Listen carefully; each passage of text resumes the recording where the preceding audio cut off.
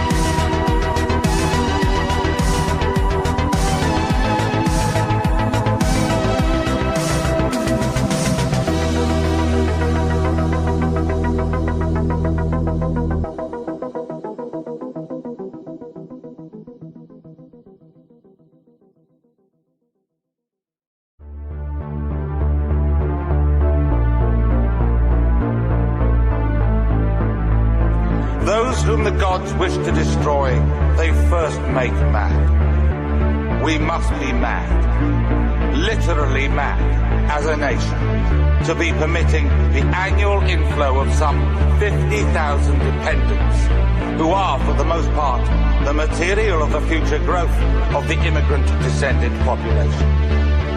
It is like watching a nation busily engaged in heaping up its own funeral pyre.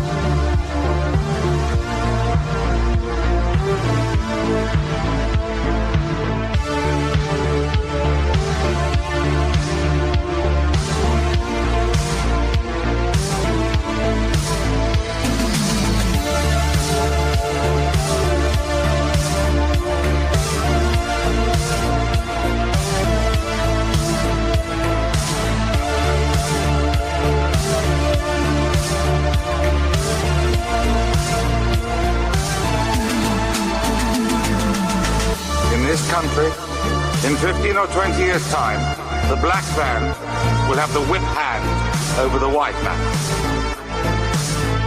I can already hear the chorus of execration. How dare I say such a horrible thing?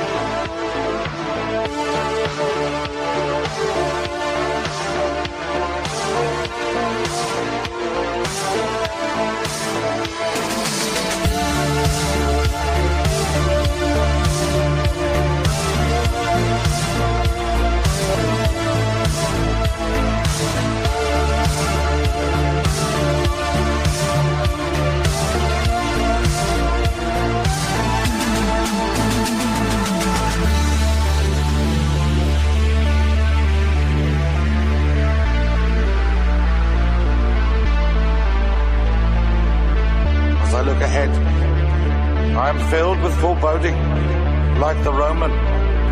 I seem to see the river Tiber foaming with much blood.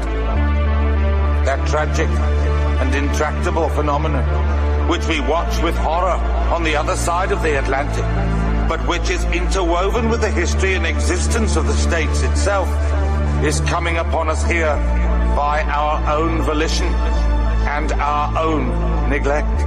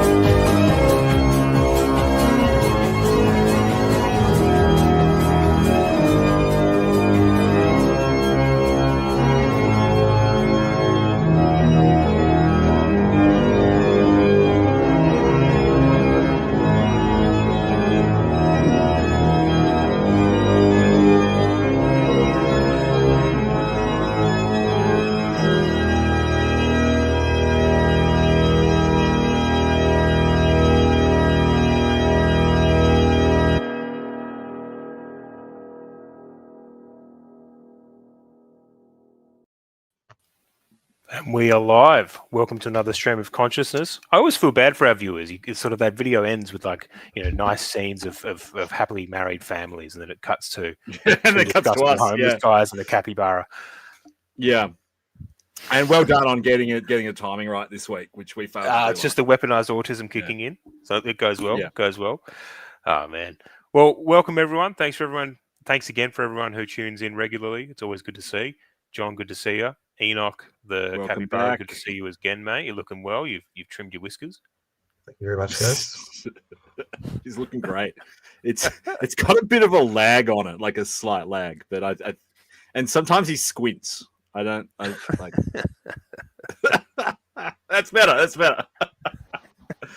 I'm actually impressed with how well it tracks the face movement. So when we're in the back end of the studio and we had one of the songs going, I could see that Enoch was vibing to the music, and this little capybara is just headbanging along. So the technology is incredible. This is why we haven't been back to the moon.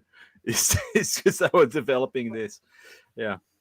Man, I don't know where to start. There's been such a massive huge week. So March for Australia, resounding success. Congratulations to the organisers, and but it leads us into the theme for the entire week's episode. We got a lot of TLDs in the chats. TLD will continue until morale improves, but this is the week of TMD. This is the week of total media death, because every single thing, literally every single thing we're going to talk about this week, has some element of just another grotesque failure by what passes for news journalism in this country.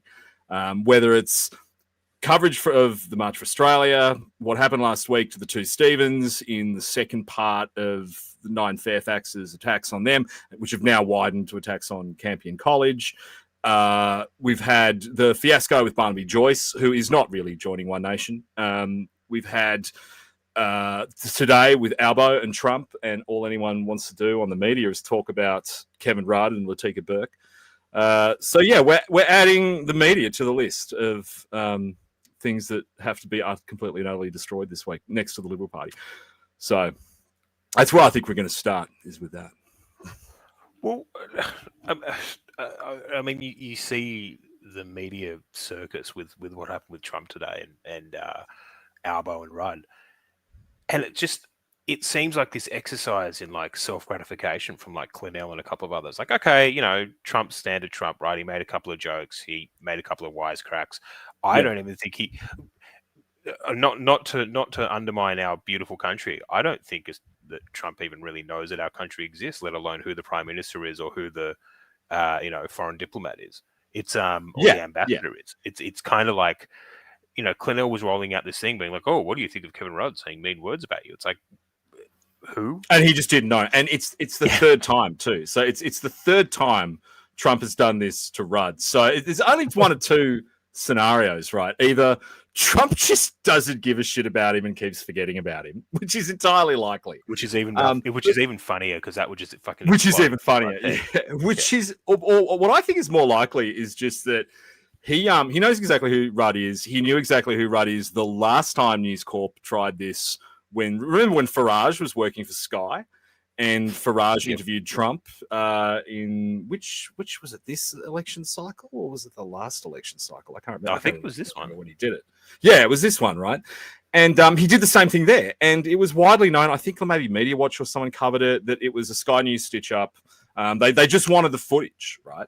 Yeah. And even in that interview, Trump does the exact same thing. He says, Kevin Rudd, I don't know that guy. Sounds like a nasty guy. And then he's like, he knows exactly who he is. He says, I know he knows exactly what he said about him. So I think there's an element of Trump kind of that. I think I called it K-Farby today on Twitter, and said, look, I think he does this stuff because, one, he thinks it's funny. Two, he's putting on a performance for the media. And that our media just falls for it. The American press very rarely falls for this stuff anymore. They know the score now. And today it was interesting. It was only the US News Corp papers who jumped in the deep end on it. You didn't see any of the more serious US mastheads give it that much thought. No one cares. But yeah, it just goes to show how bad the journos are. All they really want to do is talk about themselves. we flew them on the taxpayer. Yeah, Bully Pulpit just said, I don't think that's how you say kayfabe. I don't know, man. Come on, whoever has to say that word? Like that's Well, as a nerd who grew up on wrestling, it's kayfabe. Yeah, kayfabe. Is it kayfabe? Ah, Yeah. right. Okay, there you go. It sounds foreign, so I'm not going to say it again. It was a code word they'd use to send messages via collect calls when they're on the road. Ah, right. Kayfabe was the guy. Yeah. Was a fake man. Right. Speak to. Yeah. Well, look, that's what I think it is. I think it's just Trump, is putting on a performance for the crowd, and our guys fell for it today. And then, of course, because you're coming off the back with the ABC stuff with John Lyons and the story that just went absolutely nowhere last week, the expose on Trump's finances, which literally just turned out to be Trump did a pump and dump on a meme coin and gave a few $100 million to his wife, and that was it. That happened to come out in the same week that Jared Kushner, who is where all the money is, he's clearly in control of the family's finances, that he uses those finances to leverage a historic peace deal in the Middle East. So the ABC just looks stupid for saying, oh, look at how bad the Trump family is. Yeah, really? Because if the Trump family wasn't fucking rich and building golf courses in Qatar, then you'd still have little dead Palestinian babies. So what would you prefer? What do you want out of this? I just, I didn't see it happen live, but I ended up watching a lot of the reels of this thing after, all the News Corp media started blowing up about how Trump owned Kevin Rudd epic style. And then I saw Latika Burke just being fucking annoying as she always is and asking a really retarded question, right? Her question was effectively, you're the most powerful man in the world, so why don't you just stop Russia? And to which the answer, if you actually wanted to take a journalist seriously, and I'm glad that Trump didn't because he understands that journalists are not human, is that the world doesn't work like that. You don't just rock up and say, okay, well, nuclear armed, mega arsenal. We're just going to give Ukraine more weapons, and you're going to put down your arms. You don't roll in and say, I'm the most powerful man in the world, and this is how it works. And I'm glad that Trump didn't fall into the trap of what I would have fallen into, which is actually try to debate this person on the merits of their question. He just openly mocked her, made her look like the idiot that she is, and then moved on. So I liked it. Yeah. I think it was great. And, it was nice. I mean, I know we're obviously not Albo stands here, but it was nice to see our country not look completely embarrassed for once. It was nice to see us actually do something valuable. The deal is great. I actually read the fine detail of it today. It's more going to be focused on Western Australia. If you're in Western Australia, you're probably going to see the material benefit of it a lot quicker than anyone else will. But yeah, it's not a bad deal. And, we got clarity on the subs out of it. We got a bunch of ball tickling from both sides about how much we all love each other, despite if there's one downside to it, is it does put into sharp focus the politicization of what they say back here, because we haven't heard any of this rhetoric about our greatest ally in the Anglosphere for the last, how long's that loser been in now? Like 8 months, 6 months? Hell yeah. They haven't been saying this until they went over there, but it was nice to hear it now. So what actually came out of the details of the sub deal? I've only just been paying attention to the media outrage and media shock as Kevin Rudd gets owned. So Trump it was quite interesting because Trump had answered a softball question on the subs earlier on. He'd said, we're still on board with the deal. The deal's still going ahead, in response to a direct question on the submarines. But then I don't know if he was always there or if they then specifically brought him in, but they actually brought in the Secretary of the Navy at some point during the press conference. This was at 2:30 in the morning, so I was a bit vague on it. And also because the only place you could get good coverage of it last night was Joel Jamal's stream or Newsmax. That was the only two options. You couldn't get it live in Australia. The Secretary of the Navy came in and he took, I think, 2 questions on it where he basically outlined some of the timeframes involved. And it did sound a little bit to me like they've been moved up from what they previously were. But also the 2 bases thing, which I think is new. I don't remember us talking about 2 bases before. Some guys in the chat might actually know. I can see some of you posting now. But yeah, I knew that they were going to do one base from the last election campaign because they announced the candidates. But yeah, they're now saying that they need an east and west base for the subs. So just the fact that they're talking in that much detail is pretty good. So that was the main takeaway. I mean, the rare earth deal is interesting because Trump he answered a really odd question on China where he was basically completely dismissive on China and said China's not a threat. He doesn't care about China anymore, and then moved on. But like the fine detail of the rare earth deal, it is clear it's all about China. So it's a bit hard to gauge. Like, was the deal done between Rudd and Rubio and our respective foreign services, like in the context of a prior view on China? And then Trump is just freelancing on China today in the wake of China's minerals tariffs? Or is there some kind of shift, or is there no shift and it was just Trump was pissed with the question? It's that's hard to say. But like the deal has a specific clause on, I'm just trying to think of the word, the deterrence of foreign asset sales.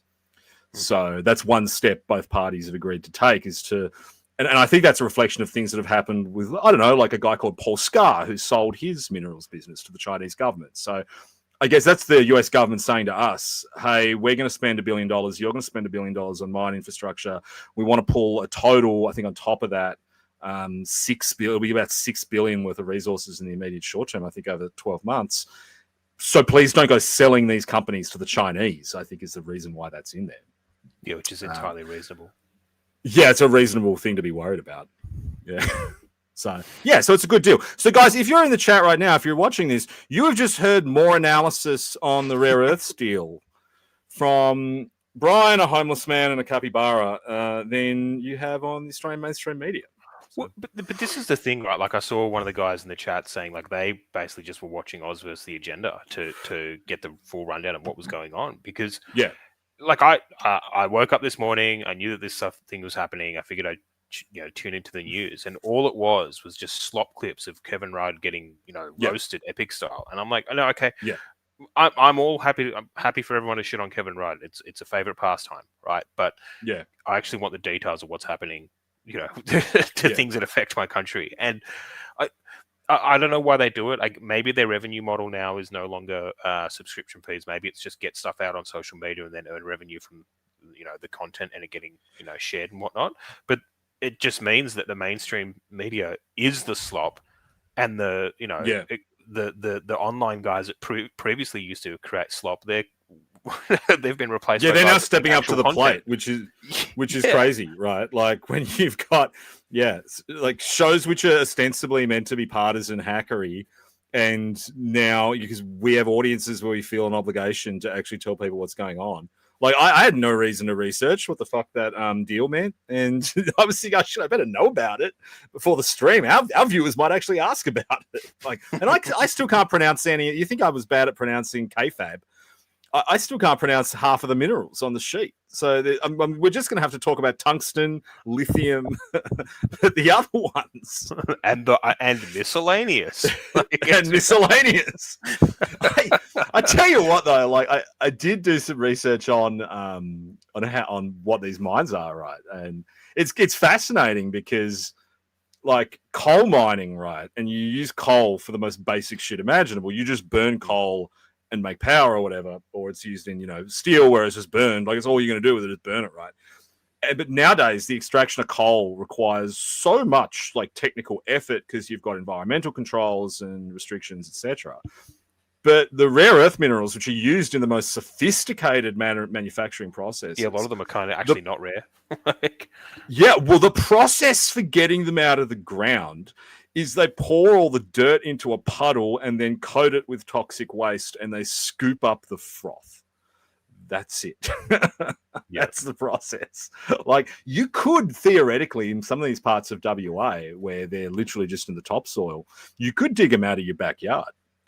Just go buy some bromides in a 44-gallon drum and you could do it yourself. Please don't. I mean, I'm pretty sure that might be against the law, but theoretically you could.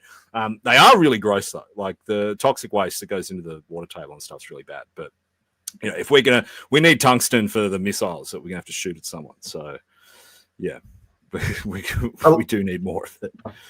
a lot of these things come down to the actual concentration of the particular minerals and the mix of them that's in there, and then that'll determine how much processing you have to do, how many chemicals, and that'll make certain deposits economic or uneconomic. There's quite a good documentary about an African nation that had a like a nickel deposit or something, and they just kept trying to get foreign aid to develop it, but it was it had the mineral in it, but it was just low grade, and it was like they built all the roads and all the mines and stuff, and then it's just they never actually it was never worth it for anyone to actually work the mine. So yeah, there's a lot of that. I think China's got the ones that have really good percentages, which make it worth pouring the chemicals on and doing all the rest. Well, I think no matter how, if it was uneconomical before, like this deal is definitely going to contribute to making it more economical, because one of the commitments is cleaning up the and streamlining the approvals process for the mines. So I think it's like actually like 0.2 or something on the sheet. So that's something that the government's now committed to, which will be interesting, because how do you get that through Parliament? Like, well, we're probably also in this like golden egg situation where it doesn't even matter if some of these industries are profitable right now, because of the fact that America clearly wants to change and change tact on their sphere of influence, right, and contain China, and this is a method to do that. So I guarantee you that American interests will come in and effectively subsidize a whole bunch of this stuff anyway, purely because they want to contain China. So I don't know. I mean, I'm optimistic about all of it. Go get the rare earth metals that are not actually rare. Well, dude, if you want to see optimism, just look at the ASX today. Like, got fucking closed 62 points up. Like, it's got resources went ballistic, and there's all this renewed confidence, which is why I guess it's all fun and games. Last night we were joking that, oh, how funny would it be if Trump just, monsters Albo and kicks him around the room. But on the other hand, imagine the market today if that had happened. It is kind of funny though. Like Kevin Rudd, ever since Trump became president again, Rudd has had to go on this like just perpetual humiliation tour, and it has been it has been glorious to watch. But see, they've had him out there basically. Like they're almost at the point where they're just like sticking MAGA hats on him and going, "Get out there and say how much you love America." And have you seen the videos he does? Like, social media content. it's Trump saying there, "I love trans people and I love gays, but you know what I really love is Lockheed Martin." It's just every single one. It's like they're going to dress him up in like combat gear soon, and like Hegseth's going to push him out of a helicopter. But it reminded me something I can't remember what the book is called, but it was the book by the journalist Woodward of Woodward and Bernstein fame. I can't remember his first name, but he wrote a book in the first year of Trump's first term, and he was like inside the White House. He was inside the West Wing, covering he was allowed in. Like they just let him walk around and talk to people for the first couple of months of the administration until Bannon kicked him out. And this is the Watergate guy, right? He's going to write this stuff down. Yeah, exactly right. Yeah. So, and it's a great book. I'll look it up and put it on Twitter later. But it's one of the few works of journalism in the last few years I didn't hate. But he has a lot of these stories about Trump's conduct with people behind closed doors, and how if you can survive being his heel, and not to use another wrestling analogy, but if you can survive being his whipping boy, then you'll succeed. And also he will really like you. And there were just some people in the administration who were willing to debase themselves and go into meetings, and Trump would pick on them, who did really well. And then all these people who were actually staunch Trump allies, through that period, who just couldn't hack it. And a good example of that is, remember Chris Christie. Right. So Christie started on the other side of Trump, then cuddles up to Trump. But then once he was in the Trump circle, he just couldn't hack the constant bullying from Trump and walks away. Like Rubio is a good example of someone who had that arc, but is now just completely comfortable being in the room, getting bullied by Trump. And I wonder if that's not what's happened to Kevin Rudd, because he would have met Trump on numerous occasions before now. He's going to go to state dinners. He's going to have a relationship with everyone in the administration. I reckon he has just ingratiated himself by whenever Trump says, "Here comes Kevin Rudd, he's a nasty guy. We hate him, don't we, folks?" Like, Rudd takes it in stride and is chilled out about it, and that's probably how you get things done in America. Like, this is why they have the No Kings protest, right? Because he is literally a king, and you are in his court, and you have to entertain him.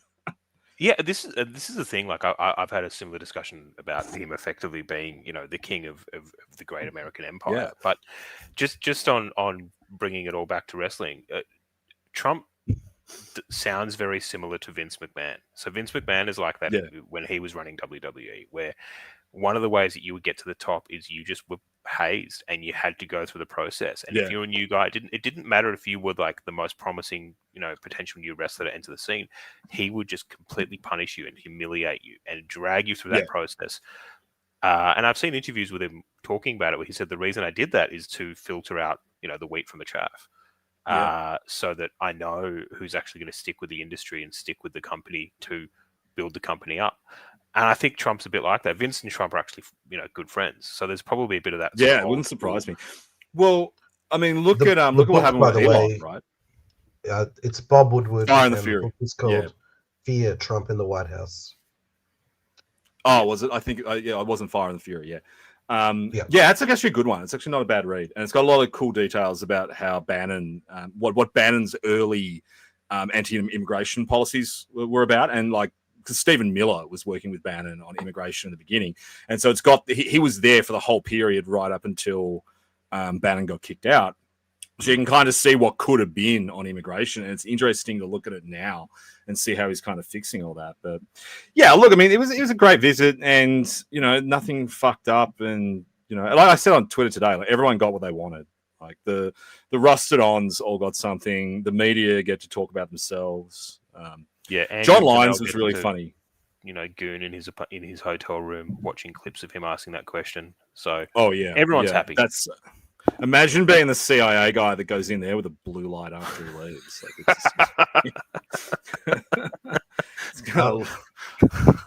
What exactly am I looking for, guys? We know he's a wanker.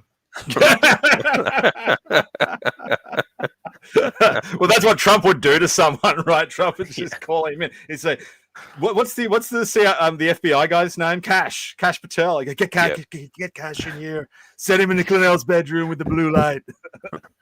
We need to be sure, Cash. We got to be absolutely sure." I heard he's gooning. Fuck. Anyway, if he's going to do it, he's going to have to do it under a blanket on the plane because they're flying back. This is how you get into Valhalla, Cash. Yeah. The 8 hours, their 8 hours sleeping was last night, and then they've gone straight to the meeting, and now they're flying back tonight. So Clennell's going to be. You wouldn't want to be sitting next to him in budget economy. Like, is there a worse one than economy? Like, is there something like right up the back? Like they'll have Clennell and the Sky News cameraman like right by the toilet probably. So I've got to say, John, you're meticulous about the flight details of this kind of stuff. I'm obsessed with it, dude. 100% across. Yeah, the audience will learn as this stream rolls on what specific things I'm super autistic about, and flights are definitely one of them. It is embarrassing. I hate being caught out on that stuff too. But they're flying. They're using the good VIP too. They're flying on the big plane, the big boy plane. So they don't get it out often anymore. I mean, I guess to wrap up the discussion on that topic, like you said, everyone got what they wanted. People who hate Kevin Rudd and Albo vicariously through him got what they wanted. People who actually just want a proper deal got what they wanted, and we get to mock journalists yet again. And after what we saw with the latest March for Australia, I think that they just completely deserve it. Like, they were out there lying about what actually happened at the march, and I think even Media Watch is willing to look into this now, which is wild. Yeah, so that's breaking news. Is good segue onto the March for Australia versus the media thing. Is I DM'd someone from Media Watch about it on Monday. No, actually, I did it on Sunday as it was breaking. And they've actually come back to me and got some more screenshots. So there's a chance. I mean, it's not 100%. There's a chance that they might pick it up. I mean, just on, before we get into how bad the media is, like Media Watch is probably one of the only guys doing anything good at the moment. If you watch them, who are actually trying to, which is wild, right? Because they didn't used to. Like, I can't remember the name of who was the British dickhead that they used to have on there. Remember that time he took Jordan Knight on and just got massively ratioed, and it was embarrassing for him. And then he had to leave. I think Jordan actually bullied him off Twitter and then out of his job. But Linton Besser is actually quite interesting, and I'm sure there'll be some guys in the chat who'll have problems with him for religious reasons, but he is really good, and this was evident last night because he went after Mahmoud Fazal, the that guy, and he's an ex-con, he's a crook, and Four Corners hired him because he's inside Australia's criminal enterprises, which is of course something you want the national broadcaster to be doing, is just hiring a former Mongols sergeant at arms to go and interview murderers. I mean, I know that's what I pay my taxes for. But Linton, and this guy's been a protected species at the ABC because he does something that none of the other diversity hires do, which is he actually produces content that people click on, like particularly, the shitty Daily Mail audience.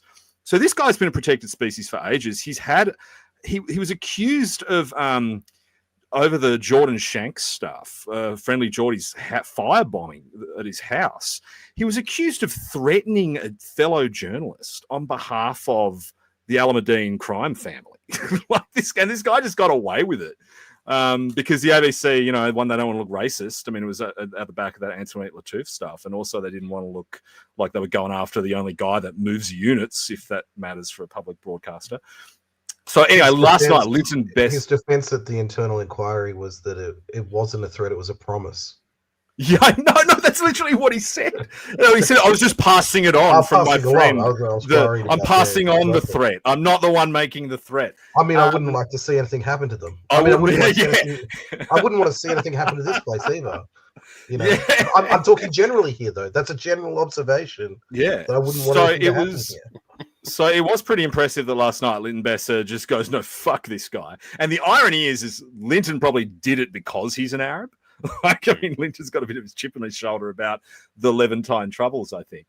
But he just massively took the stick to him, and I think he'll get fired, which is fantastic. But anyway, so that's good that Media Watch are looking into what went on Sunday.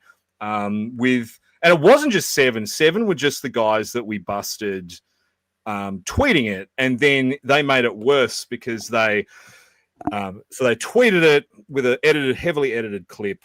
Then they edited the tweet after they were called out. Then they edited the clip and actually made it shorter somehow. And then after this went on for like an hour, they just deleted the whole thing.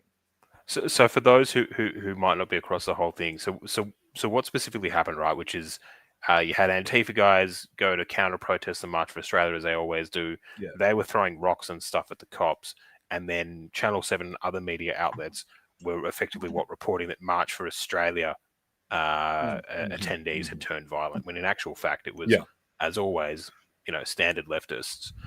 But the wild thing about this is that for how we find out about this, I mean, unless you were there, and I mean, the videos kind of make it clear, but I mean, I'd only seen like 30, 40-second clips of the actual flashbangs and stuff going off. The reason we know about this is because Commander Cheeseman, that's his name, the police commander in Victoria, he goes into a press conference holding, by the way, a box full of rocks that were thrown at cops, and he tips them out on the floor. But he was the one who said it in his exact words, were that the violence was coming from the left. He said that exact sentence, and no one reported it. Instead, the media deliberately obfuscated it, made it look like whether it was both sides or just our side. But then even worse, you look at the language that they used to describe the protesters. This was not just Channel 7, this was across every network, in the ABC, 7, 9, and 10. They said anti-immigration protesters versus anti-racism protesters.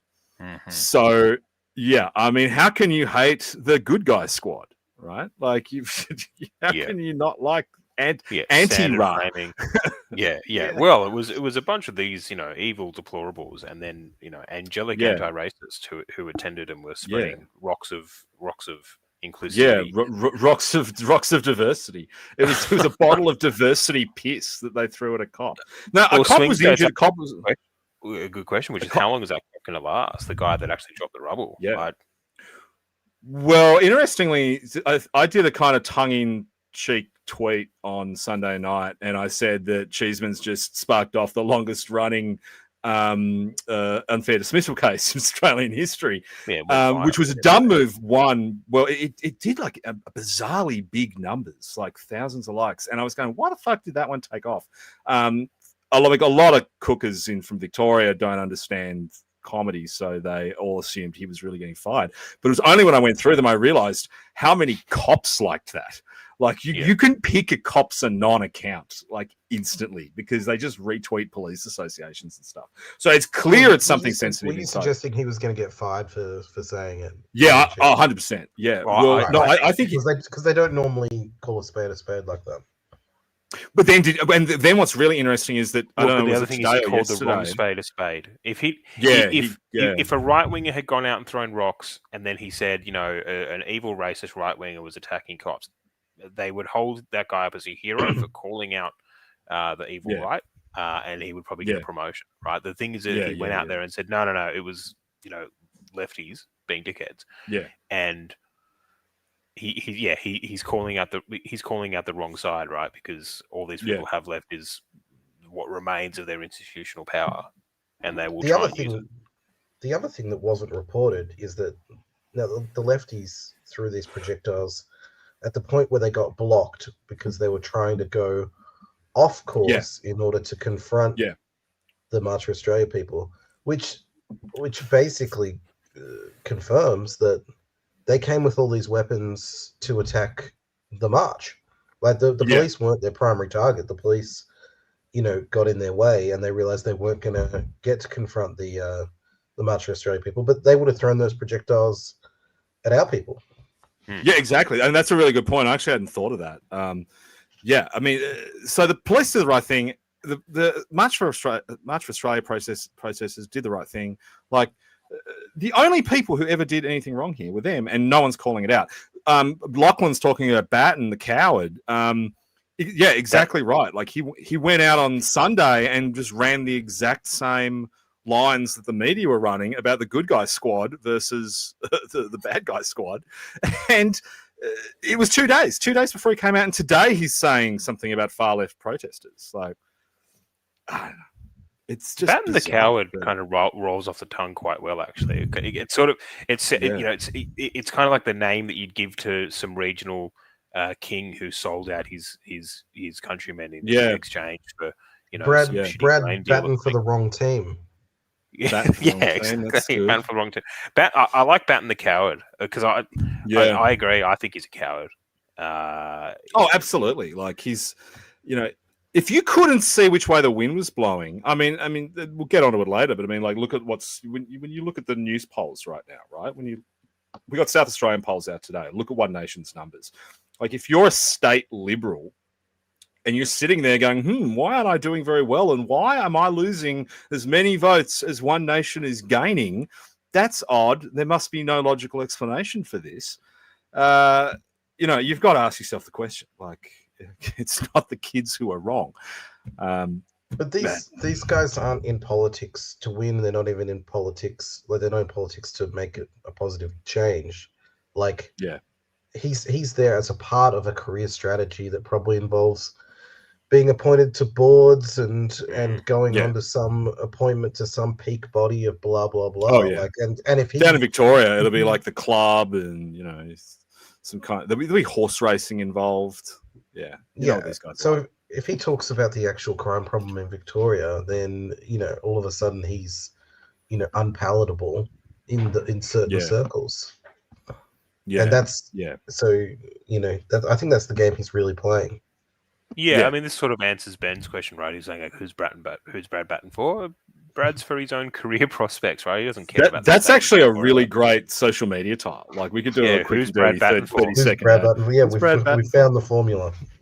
Yeah, Brad. That's Who's it. Brad hasn't, for? And but then we you have. just roll through all the Cormac Foundation donors, and you know which club he's in, and some colourful racing interests. Yeah, that's good actually. We'll do that. If we see Labor using that, a stream of consciousness needs to send them an invoice. Yeah, well, I mean, stream of consciousness is on the cutting edge of exclusive and breaking news right now. I mean, our Palau thing last week, this was the only place in the country you could have found out where the Prime Minister was for 72 hours, which I don't think we got enough credit for. I love that was broken by you and a capybara. It was like, mwah. And I think it was either Green Goblin or it was one of our regular anons who actually I asked them to put it up in the chat so I could screenshot it. It was Green Goblin, yeah. But just off the back of that, because we have more exclusive news tonight, don't we? So, Oh yes. Enoch, are you doing that or am I doing that? Oh, I can drop the bombshell. Drop the bombshell. Drop the bombshell. Drop the bombshell. Breaking news bombshell from. Do a cutaway. Do the World Today cutaway. And now to our breaking news, capybara. Yeah, go.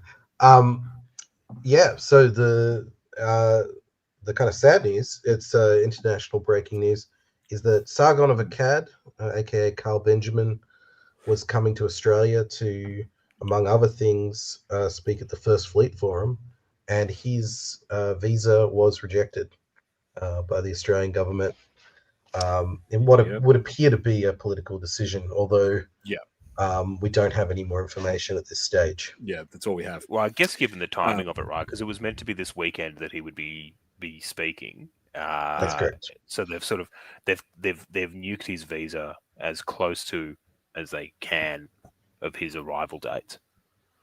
Yeah. And I mean, the thing about it is he's,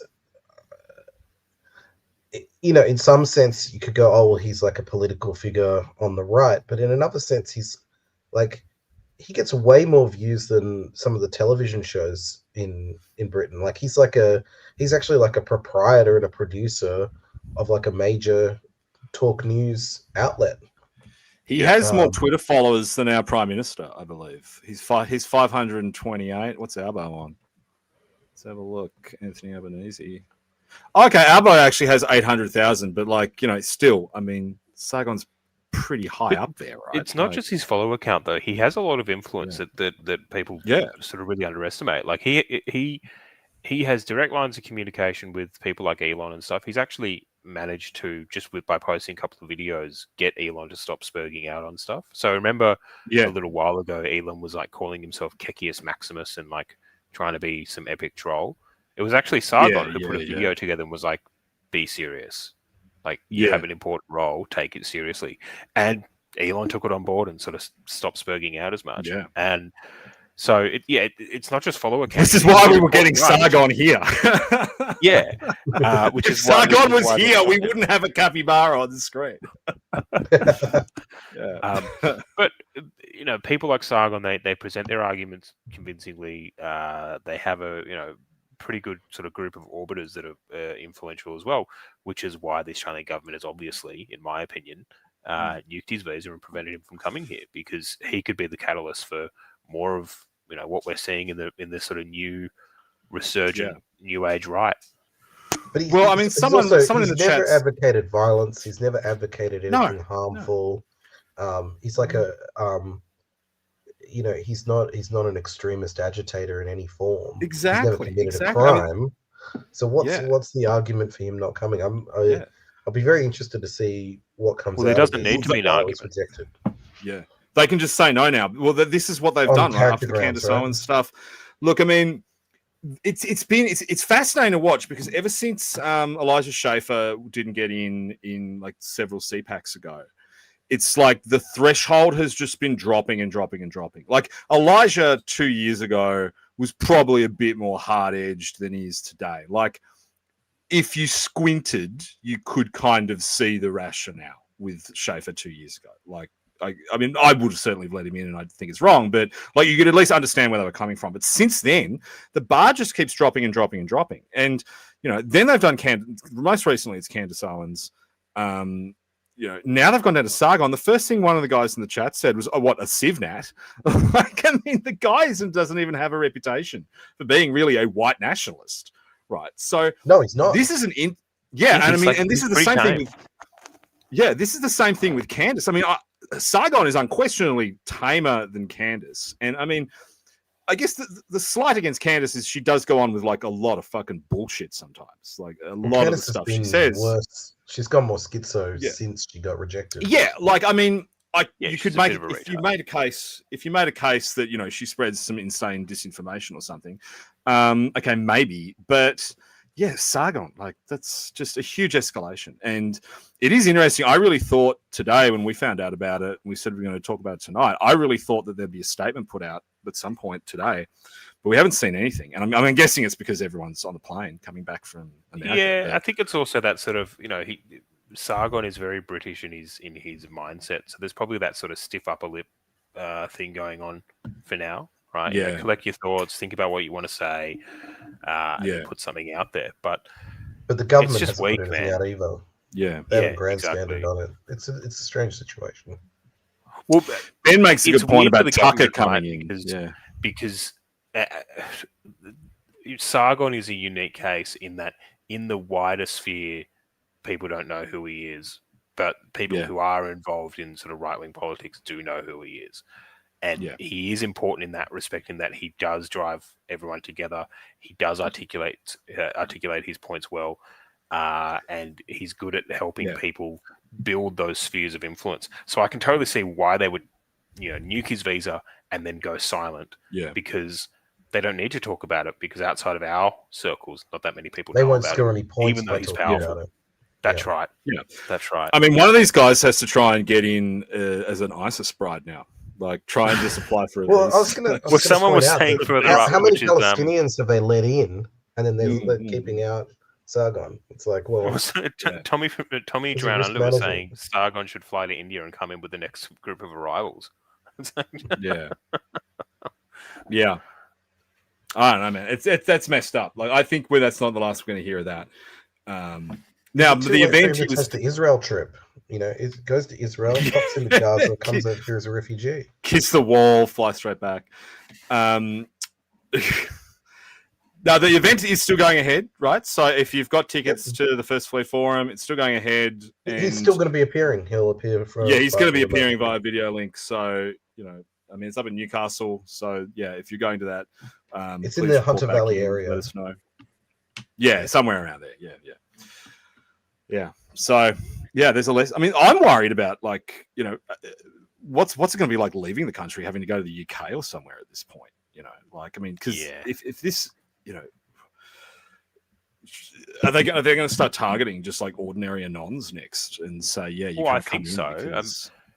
George and I, in our spare time, have been sending FOI requests to the e-safety office and a bunch of others, and e-safety office came back to George, and he has asked a pretty simple question, which is, can I have a log of all your records of my social media posts? Yeah, I got mine back too. Actually, I actually got mine back today. Like, we should compare them. They said to him that they had over 10,000, and are obviously refusing to show him what those 10,000 consists of. And sure, some of it probably will just be any time that e-safety account is mentioned or something like that, they probably just log it. But some of it won't be that. Some of it will be the e-safety office. Oh yeah, tracking and monitoring what's being said out there. I think they just log everything so that then they can go back and bury make sure you can't delete things later or whatever if they open a case against you. Yep. Yeah. Yeah, I think you're right. I think they're just putting everything into the vault and they're just keeping it there for when you inevitably need to be buried. Yeah. Well, that was the only disappointing thing about the Trump visit. Like, it would have been nice for someone to talk about the e-safety commissioner, like, even just a little bit. We're saving data now in anticipation of our powers expanding down the track. No, John touches on something really important, which I failed to articulate before, which is there are actually things that our journalist class could skewer Albo over in front of the US administration, and they don't because they don't actually care about this, right? They go on Sky News and they talk about how Albo's cracking down on free speech and what an outrage it is. Well, you're right in the fucking US administration's office. You can talk to the president about it. JD Vance is there. You can talk to him about it as well. Yeah, right. And so, JD didn't even get a question. Look, the Albanese government claims that they care about free speech and care about all these sorts of things. They want to partner with the US and build closer ties. You've got the First Amendment. Well, here's what's happening in this country. What do you think about that? You'd have that question out there in 15 seconds and you would blow it up. And they don't ask it because they still want to get invites to the stupid, functions and dinners. And they wear our issues like a skin suit and pretend to care. And that's what frustrates me. So I'm glad we kind of circled back because I did want to say that before and we just completely forgot. No, it's a really good point. I mean, and it doesn't just go for the E-Safety Commission stuff. I mean, imagine how incendiary a question on immigration would have been in there. Like, imagine if instead of wasting time on what is now, if you think back, a decade old, actually more, like a 15-year-old beef between. I don't even know. I don't even fucking care who the editor is at Sky anymore. Paul Whitaker. A 15-year-old beef between Paul Whitaker and Kevin Rudd. Instead of doing that, they could have said something about immigration and, had Trump and Albo there talking about it, someone could have asked him about Diwali. That would have been fantastic. Like, if you wanted to troll the room, throw in a question about Diwali. Like, Prime Minister, you're missing Diwali. You're disappointed. Happy annual celebration of Australian politicians wearing, turbans and sirens. Appropriating cultural dress. Yeah. So the whole thing was extremely disappointing. And of course, we haven't seen any coverage of the Sargon thing yet. Maybe just because we're the only ones who know it. If there's any journalists in here, yes, you can. Of course, you can take our content and use it. Just credit us. Which that's the thing that incensed me most about the Palau thing was that every outlet slapped the exclusive thing on it on Saturday. It said exclusive. We can now reveal where Albo really was, and there were heaps of people on Twitter saying, "No, I already saw this." A capybara and a homeless man already told me. Adam's asking, how hard is it for independent journalists to get access and ask questions at press conferences? If you gate crash, it's not that hard, but these sorts of things, it's quite hard. You need to have a press pass, you need to be invited, all that kind of stuff. You got to go through multiple hoops. UK is a perfect example. They had the Tommy Robinson trial, yet another one recently, and all sort of independent journalists were told that they had to leave their phones behind and they couldn't tweet about it and couldn't live tweet about what was happening in the proceedings, but the BBC could, and approved media outlets could. So it's just standard case of government and media working together to protect narratives. And the Americans are better on it than anyone else is. So I noticed when they put out the run sheet for Washington for the press conference last night, that the camera pool actually included a section for new media. So in the US, they've got it's a rolling list of websites. Yesterday was The Blaze, which I didn't even know existed until I saw it on the call sheet. I actually looked at them and they're really cool. It's like a really cool independent news website in the US, cover stuff in a fairly bipartisan way. That's the kind of stuff we're eventually going to have to do here. If you had Oz versus the Agenda going to press conferences in Australia, you might actually find out what was happening. You might actually get some bloody news for once, right? And you watch that. We've had him on. We haven't had him on this stream, but we had him on the old stream of consciousness when it was just the Twitter space. That guy is enormously impressive. He's one of the best journalists working in this country today. I do think the funniest thing that the funniest opportunity that the government missed was to take Channel 6 News with them, because that would have just been hilarious. If you had taken all the toddler journos into the cabinet room, and because Trump would have thought that they were special. Trump would have seen Leo and done the finger. And, he would have seen his hug or something. The face that Leo pulls and his hair and his haircut, and been like, "Oh, this kid's clearly got special needs, so I'll give him a hug." And he would have, because he would have berated his own journalists with it. He would have said, "CNN, look at these kids. If a 15-year-old can do it." We missed an opportunity there. It's. Did you see Drew Pavlou went to Center for Independent Studies on Monday and saw Susan Lee speak, and they would not let him ask her a question. And now, ever since, every single post Drew does on Susan is the ratio on over the last 2 days has been 900 to 1. and Well, it's he spreading also- off Twitter. It's on Instagram and Facebook as well. Susan's chief of staff was there. That I forget the guy's name, but the guy that we found on Twitter, Dean that was saying Shakar, big hits. no. That other guy that was saying on Twitter that the correct amount of migration No, is infinity. Stephen Hamilton is Ted O'Brien's chief of staff. Oh, right. So I don't know why. Yeah. Okay. Well, he was at Yeah, the event as well, and Drew sort of had him on camera asking him if he still thinks that the correct level of migration is infinity, and obviously not getting an answer. But I was talking to Drew about that in a group chat, and he was like, just it's funny watching him sort of enter the new sort of standard conservative political space and then just realize what a grift a lot of it is. So like he goes to the CAS thing, probably, with totally good intentions. He wants to hear what Susan Lee has to say. He's going to this established organization. He's not allowed to ask a question. He's noticing that everyone in the crowd is at least 30 years older than him. And he can't get a straight answer out of everyone. He's sitting there saying, "This feels like the entire speech was written by ChatGPT because she kept finishing every sentence with contrast framing, basically saying, that's it's not this, it's that, that's not. And here's progress. the kicker. It's exactly. And the policy itself, the thing she was announcing was like 2004 era Liberal Party. Yeah, like Stanton Howard. There's no change. Oh, it's amazing. It's like, what we need is microeconomic reform and free markets, right? That's that'll fix everything, guys. That's the political formula for 2025, right? Yeah. For like just reforms to an economy that doesn't exist anymore. Actually, Green Goblin points out as a full-blown AI speech. I mean, we can figure out if it was AI or not. I'm going to have a look at that. Yeah, we'll just find the trend. I mean, I don't want to do, I've been really frustrated with Liberals for a while, and we said last week we weren't going to talk about Liberals, so we can have a little bit of Liberal talk tonight. Let's move on. We were talking about Drew, but it's I just really, really hope that one day like Drew's car doesn't break down, and then like an immigrant pulls over and like fixes his car and gives him a gift and like reverses the effect that his unfortunate incident had, and we lose like one of the most effective operators.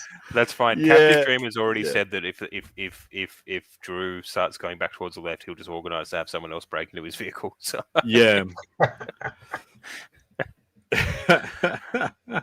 Rolgag's asking, how about March for Australia? Well, I think we which is where we started, but like to go back to it, I mean, it was a really big success. I mean, obviously numbers were down. We got to be honest, like numbers were down. But having said that, I noticed that when you looked at the run, like the official kind of numbers that I can't know which outlet was putting it out, but I mean, obviously journalists all lie, so it's hard to know. But like the only numbers on there I trusted was Sydney. Sydney, they said 5,000. I saw a post from Beck Friedman. She said she was really impressed with that. She actually thought it would be a fair bit down based on their response.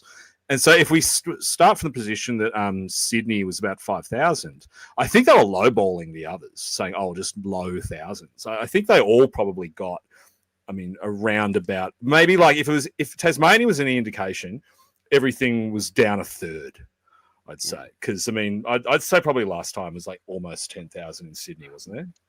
Which, I'd say over 10,000 last time. But regardless of the numbers last time versus now, we were kind of expecting this, right? Like, because you had the weird sort of march for general ideas and grievances in mid-September, which went nowhere. That kind of takes the steam out of legitimate marches.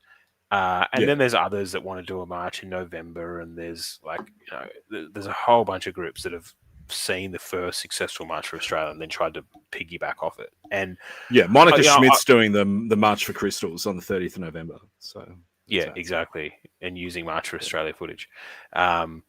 So it's one of these things where it's like, well, there were reduced numbers, but the optics still looked good.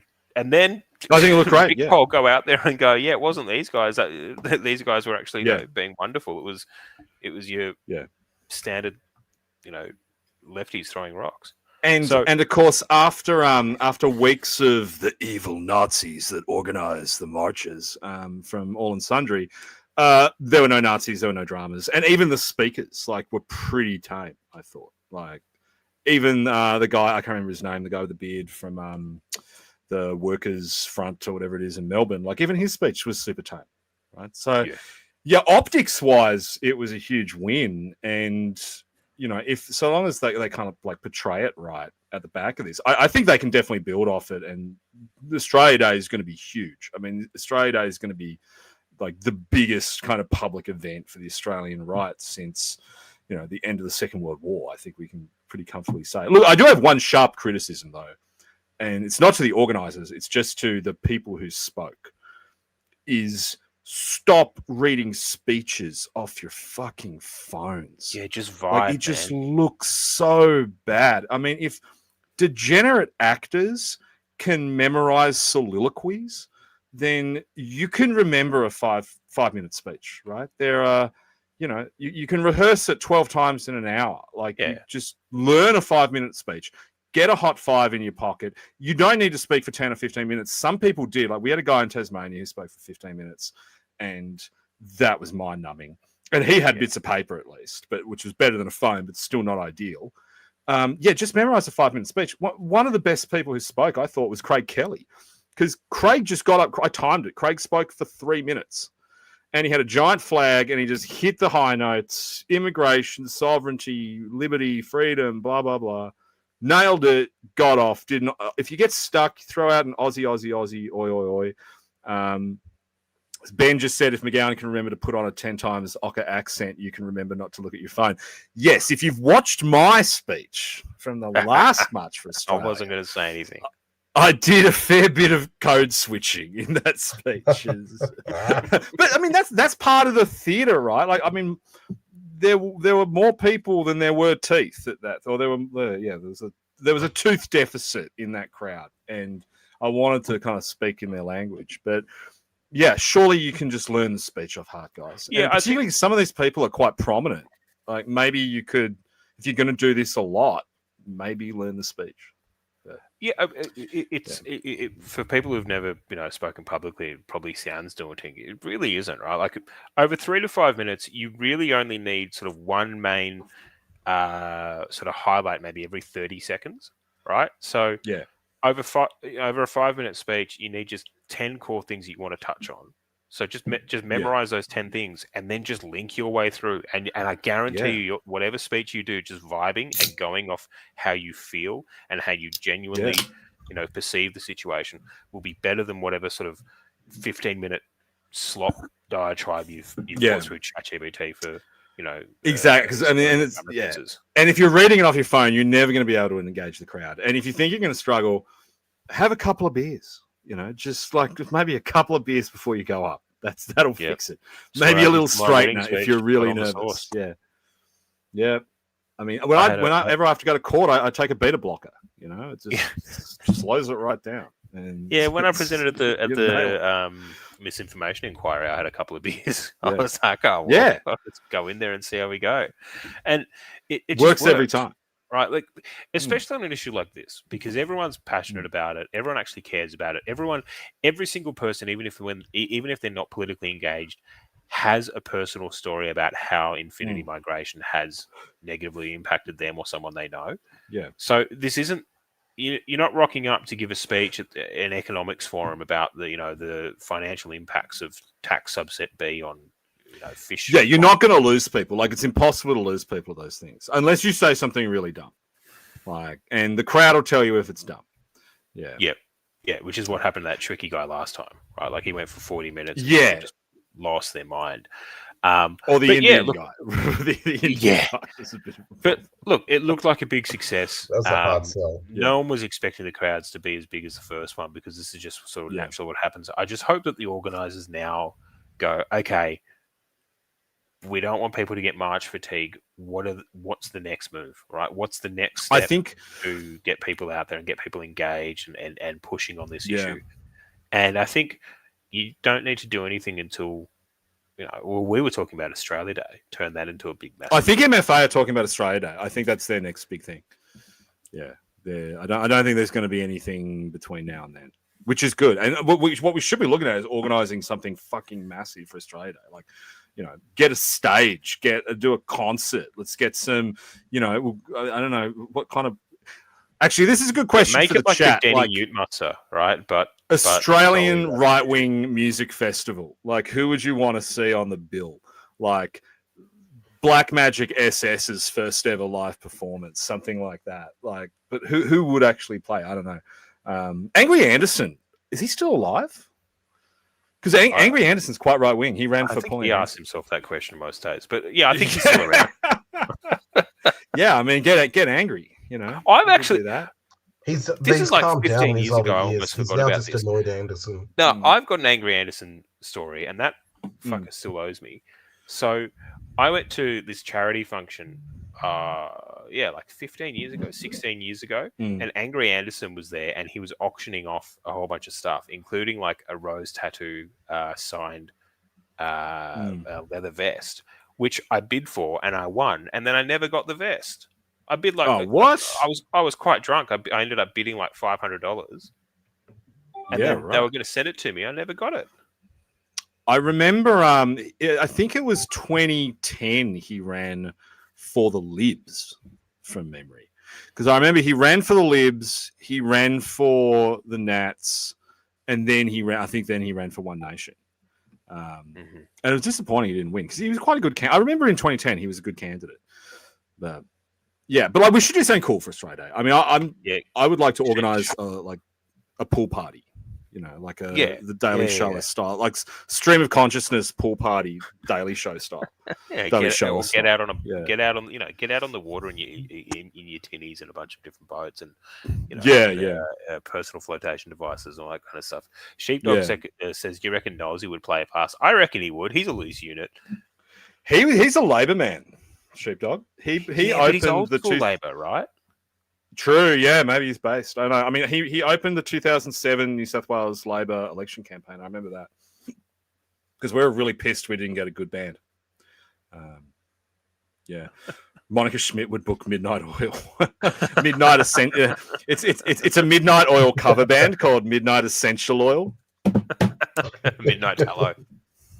Midnight Tallow. Yeah. Midnight Tallow. Midnight Seed Oil. Look, I think it's worth talking about though. Like a wise university professor says to me once, like, you can have a march, but it matters where it's going. Like, yeah, we're not like starting a revolution here, right? So we're not going to march to some government building and take it over. Like, all this marching, what's it really for? Like, you get together, you hear some speeches, and then what? Where's it going? What are we going to do with that? Because you kind of... Well, it's interesting that message did kind of come through. I only watched Sydney, but on video. But like they were saying, you know, it's about starting communities, it's about meeting people, it's about forming connections. Like, so that was all really good. Like, I mean, I think that's maybe where they see it going is it's about building a network of people. I mean, I guess then the question is, well, what do you then use that network for? Do you use it for political organizing, which I think is the answer? You know, which it was good. Like Malcolm Roberts was good. I think he spoke briefly and very like I don't think his speech was great. Lee Hanson's was really good in Tassie. She was good last time. But I mean, One Nation have really got to step up to the plate is the thing because their numbers just keep going up. I don't see the Liberals clawing any of that back. And I get the feeling that any alternative right-wing party that emerges between now and 2028 probably just going to be ripping numbers out of Pauline Hanson at this point. So the concern I have is that One Nation doesn't, purely because the Libs suck so much, right? And people are going across to One Nation. It sends a signal to them that they don't actually need to pick their game up on certain things, that they don't need to do much because they're increasing in the polls anyway, right? And it's like the monkey paw scenario, where it's like, well, we need a right wing resurgence. Okay, well, it's happening, but it's happening for all the wrong reasons, and there's no incentive for someone to really step into that new space and run with it. So I don't know what that looks like in the sort of short term. Do they get to 15% nationally and then it kind of just stops there? Do they keep going? I think I think to get beyond 15%, they actually need to start announcing some hard-hitting policies, and then, paint a vision for Australia. Well, and they have to change. They have to change their rhetoric. Like the rhetoric. Like if they can get to 15%, they need to do a sharp kind of narrative turnaround and say, we could be the government. Like we could be the opposition. We can decide who the government is. Like that's got.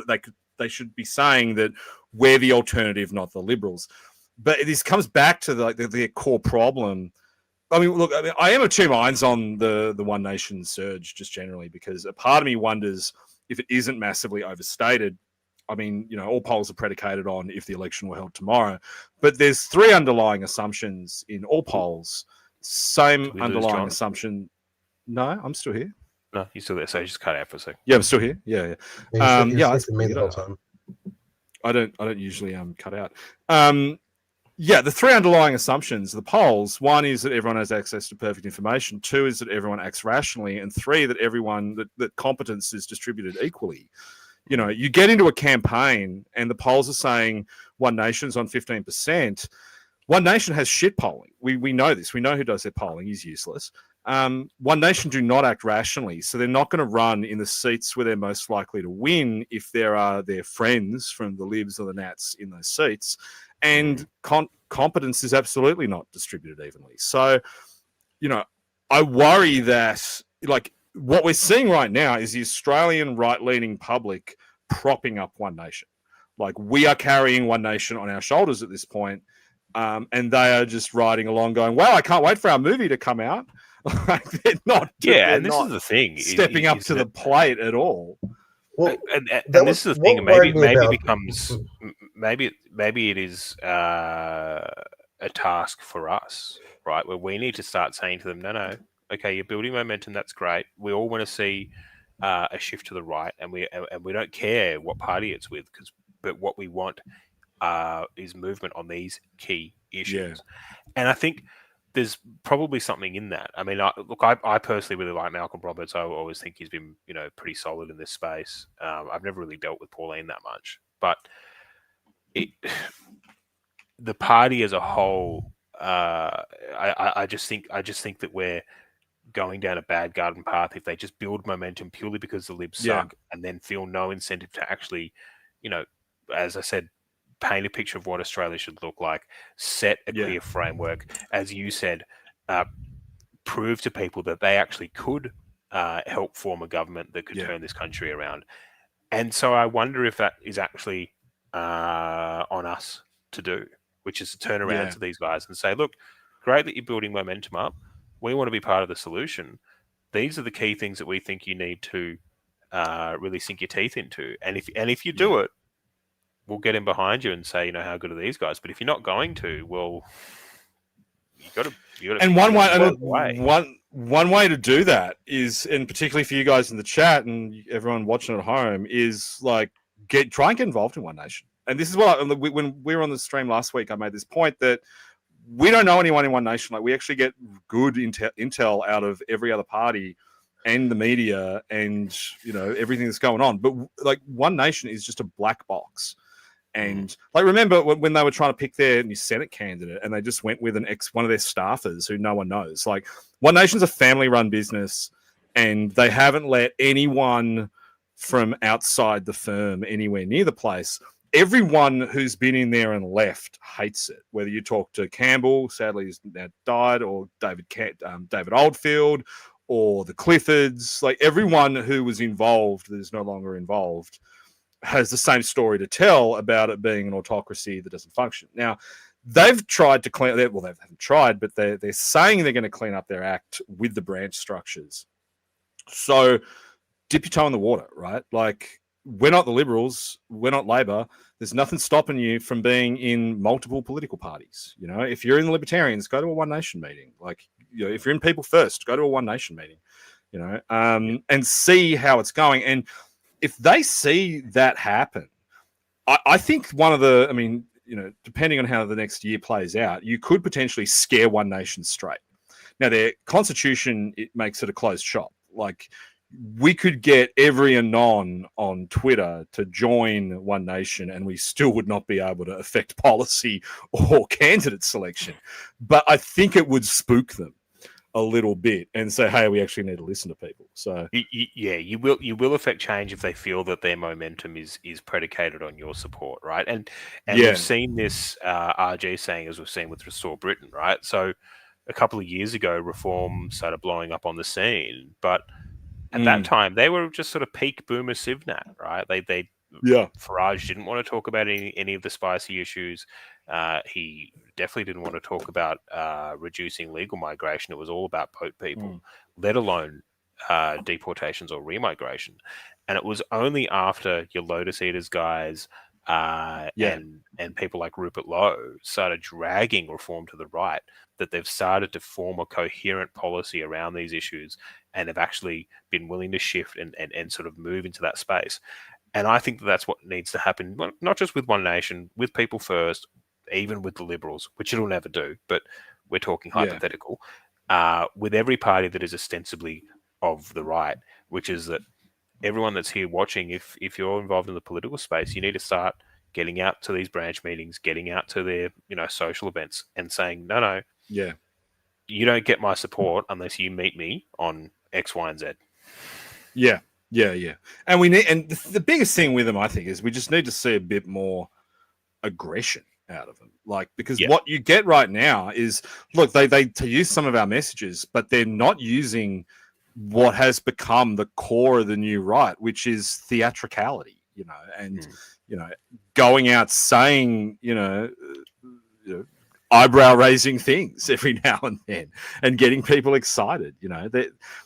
They are still kind of running like basically just racist liberals, basically. And I don't think that's gonna... I've seen Malcolm talk about mass deportations and things like that, but I view Malcolm as the exception to the rule, whereas the party at a broad level is, as he said, kind of just right-wing liberals from 10 years ago, and that's not enough. And sure, it's great that they're building in numbers, but it's not. I'm in the purity spiral, but it's not enough for me, and more needs to be done.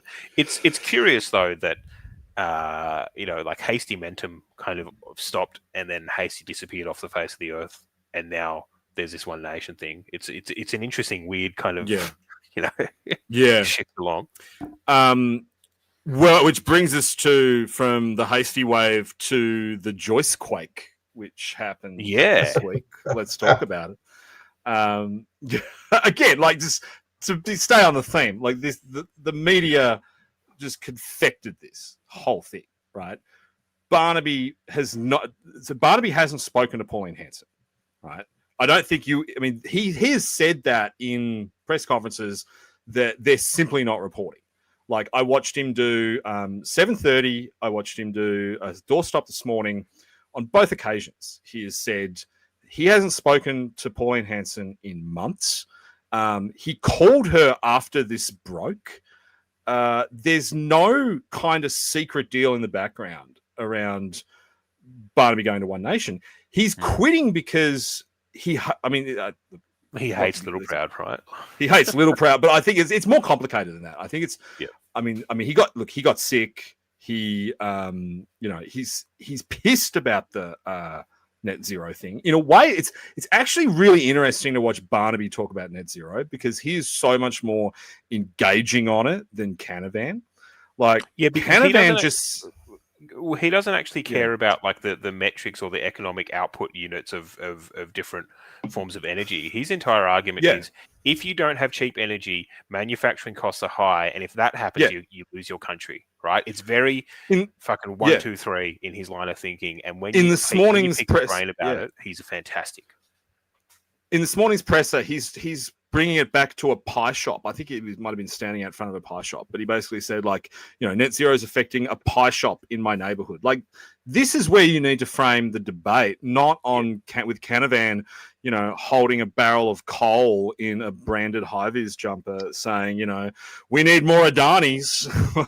Get Modi on the blower and bring us more Adanis. Canavan, I think he studied economics at uni, right? So he views things through that more analytical lens, whereas Barnaby's always been good at bringing it back to local, and that's why he's always been a great local member. Is that he brings everything back. Well, and this is it. So he's a fantastic local member, and he wants. I think there's a few things going on in the background that I don't think people might have clocked. One, I think Barnaby wants to choose his successor, and I think he's concerned that if he just lingers on with the Nats, goes quiet like Little Proud wants him to, plugs away in New England, the Nats have an insane. I mean, if you want managed democracy, look at the Nats pre-selection process, right? They make a big song and dance over their community pre-selections. They never pan out. They poison the well. They end up parachuting people in. And I think Barnaby's concern is that, the National Party Lavender Mafia are going to parachute someone into his seat, which, is on this massive margin that is all Barnaby.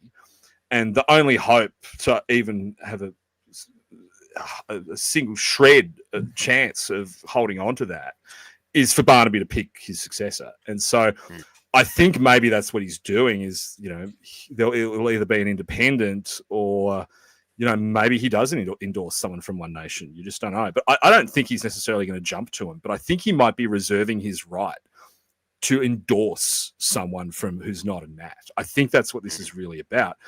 I mean, they've mooted this whole, is he going to go for the Senate in New South Wales? I don't think so. Like, that's not how he's talking. He's talking like he's gone. He's like, he's doing like tearful farewells. I think the whole thing is a massive beat up. And I think people are reading too much into it. Like, at the end of the day, the federal Nats treated him like shit over the last couple of years, which is completely unwarranted given the kind of service he's given to the party over the however long he's been there. And I think it's entirely reasonable for him to say, "Oh well, I'm bowing out." But we'll see what happens with him. I guess. More power to him. He's a perfect example of what it is to be a great local member, and more people need to take a page out of his book when it comes to that kind of stuff. Yeah.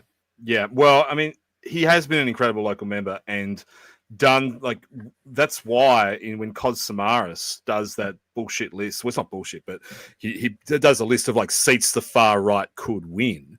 That's why New England's on it, right? It's because of Barnaby. Now, One Nation they've run dead in New England up until now. I mean, the interesting thing this poses is if Barnaby isn't there, can a One Nation candidate win the seat, which could be their first serious, well, apart from Hunter. I mean, this is how you'd potentially get 2 seats out of New South Wales. So you'd get Hunter and then you get New England, which would be a huge step. Yeah, well, Rangry Ranger's asking, are the Nats salvageable? I have to say, we fall into the trap sometimes of talking about entryism a little bit. And I think that what we need to be doing is dragging the parties to us. Right? Yes, sure, go to branch meetings, talk to people, but make your views known and do everything through the lens of you need to meet me because you need my vote. Yeah. Right? You need my vote to win your seat back. You need my people's votes to actually stay relevant. So don't view parties through the lens of is this party salvageable? Is this one too far gone? What do we do with these guys? You know what you want. You know the policy outcomes that you want. We kind of all have that shared view.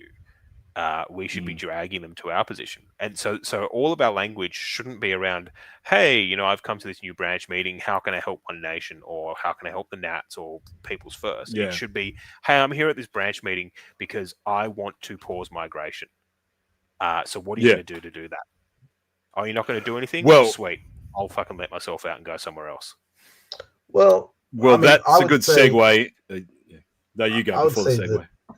For the younger guys, until we have a party of our own, it might actually make sense to go in, keep a low profile, help out, learn how the parties do things, learn how it works. And I'm not sure coming in and yelling about remigration right at the beginning is the best way to get on the inside your local Nationals branch or whatever. So it's probably the only place you could. Depends what you're looking to get out of the experience. Yeah. Yeah, I think it's like it's a split of tactics, right? Like I've seen Fuentes talk about getting groypers into positions of power, and keep your head down and keep silent, get into those positions, and then slowly turn the institutions around. I don't think any one thing can be the solution, right? So yeah, you do need our guys getting into spheres of influence, but I think that there also need to be the berserkers that are out there just trying to smash the walls down, saying you need to meet me on this issue, or I'm going to metaphorically tear your head off. Yeah. Purely metaphorically. Metaphorically. But we mentioned people first. I mean, we should probably get to the Jared Rennick crash out. Oh yeah, what happened there? I was still recovering from Hurricane Gate and emptying my guts out. And then what? So Jared Rennick just completely crashed out. So he did end up speaking. Interestingly, they let him speak. He spoke for like 1 minute. Let's tell the story in sequence. So how did it start? Because I came into it late. So it was a thread. Yeah, he was just talking on X, and he started getting pushback because he was like, someone said, we need to end migration. He was like, whoa, steady on. Who's gonna clean? He started trying to trot out these lines. Yeah. And so he went down like the boomer tragedy of like, if we stop migration, who's going to clean your toilets, kind of thing. Yeah. Right. But like, so he's using these lines that like left wingers use, but actually when you get down to it, his position is like very low migration. Like it's not zero, but it's it's below net zero, basically right? Net zero, yeah. So, but this is where I mean, the audience he was talking to with those guys, like when he said, because someone then pushed him on, well, what's your number? How many do you want to bring in? And he said, well, our policy is 100,000. And these guys all lost their minds. So like, 100,000 migrants? No, you can't have that. But what he's saying is, he's saying 100,000 gross, which is below replacement. So that's population decline if you have 100,000 come in. Like that's actually a fantastic policy. Like he has a better policy than libertarians, I think, because he's not doing a 5-year pause. Like he's saying, no, that's in perpetuity, right? So that's what we fixed it at, and that's what it is going forward. But he just, do you think combativeness comes from? Do you think just when people are piling on, he just wants to punch back, or? But this is the feedback we've been getting on him now for months. I mean, and it was certainly the feedback I was getting from guys who were talking. I mean, the guys who were talking to him about the week of CPACs. I think he ended up doing Chris Covery's thing. I know some of our friends wanted him to do another thing, and we had people talking to him then. And he would get on the phone and argue with guys and say, "No, I don't want to talk about immigration with you because you're racist." And he's been doing this the whole time. It's like he's got this real kind of internalized shame about his found constituency. Like I don't think he wants us as supporters, to be frank.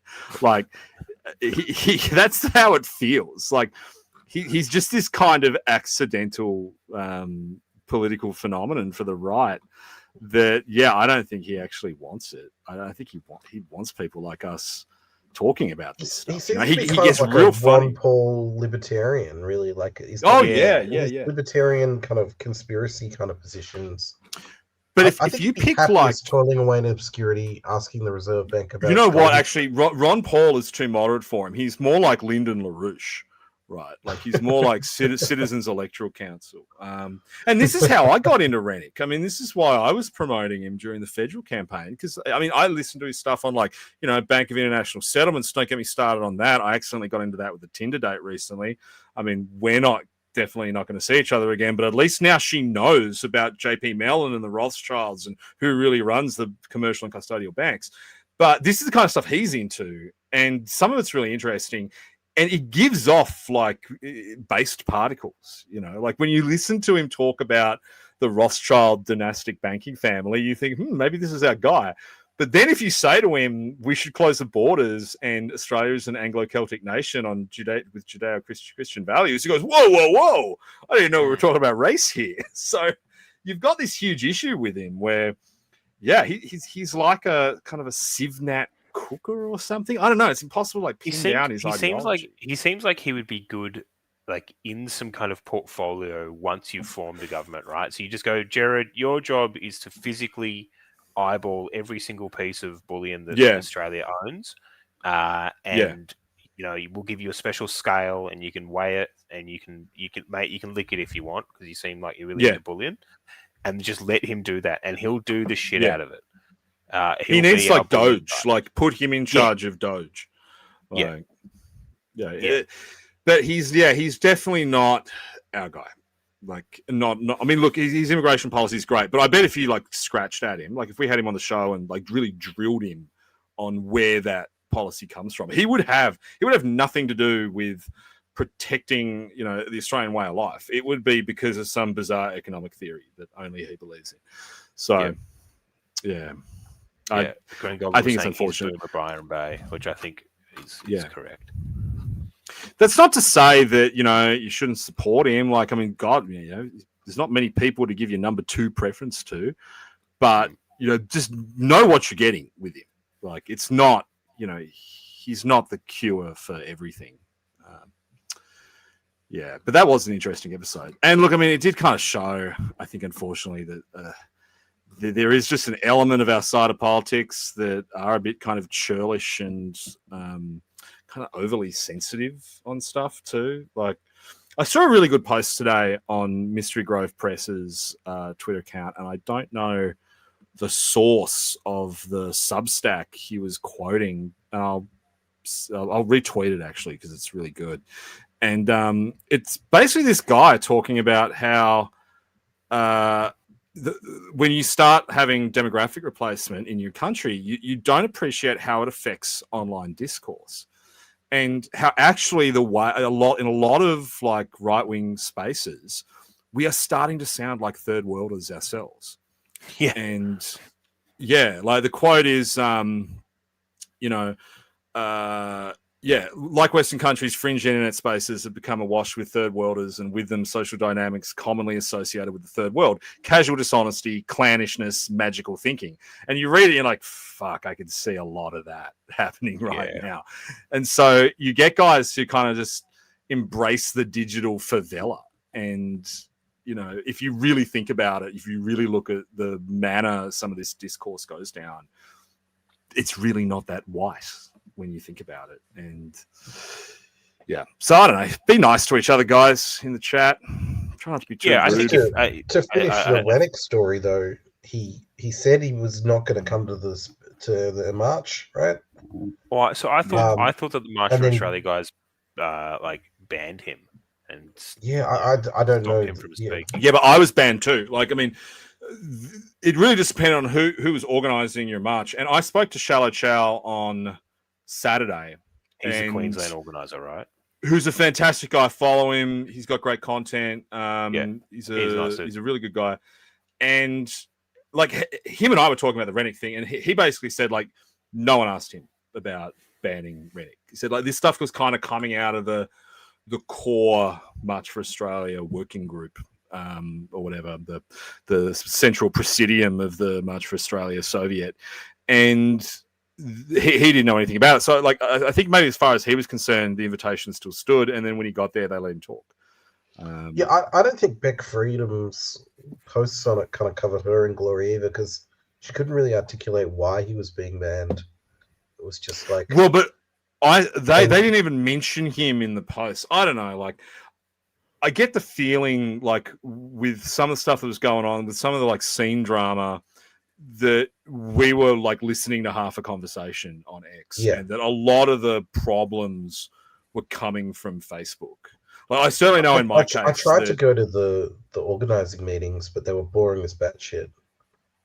They weren't talking about organizing it, so it's like I saw the spaces and stuff. Yeah, it's a very clever way of making sure outsiders don't understand what you're doing. Is that you hold meetings about organization and you don't talk about organization.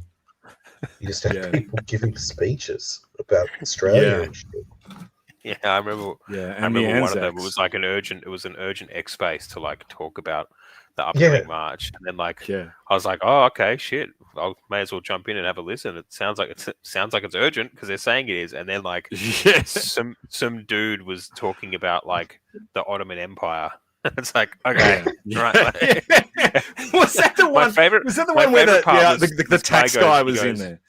Yeah, my favorite part is this guy goes, "Oh, guy. you know what people never want to talk about. No one ever wants to talk about this." And I was like, "Oh shit, he's going to touch something spicy." And he goes, The family Roman court. Empire. No, he was like the Roman Empire. I'm like, "Oh, no one ever talks about the Roman Empire. No one ever talks about the Romans." Yeah, what have those bloody Romans ever done for us? Anyway, so when Rennick did get on the open mic in Queensland, he then gave like a 90-second speech, and he didn't mention immigration, which was just so bizarre. Yeah, like, but you know, full respect to the Queenslanders and particularly for Shallow Chow's organisation. Like, no, there was no heckling. Like, I was watching, I don't know whose camera it was who was filming it, but everyone like clapped and like you could hear sniggering from behind people going, "Yeah, of course, like he doesn't mention immigration." Like, but I mean, that's the kind of tone you want. And I mean, to Rennick's credit, like he literally only spoke for 1 minute.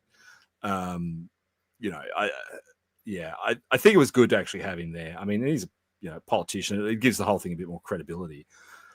Well, I think just credit to Shallow Chow. Like, this is the second time he's put on a March for Australia rally, and it's second time again. It sounds like the Brisbane one was the sort of best run one.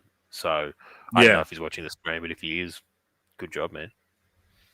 Yeah, he's a really good guy, and he makes good content.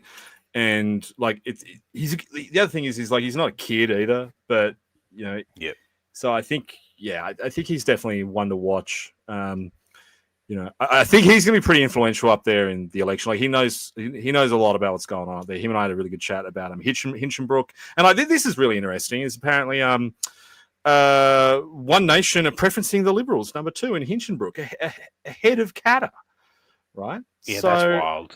That's a bit. I mean, I'm not surprised by that. They've done this stuff before. It's wild.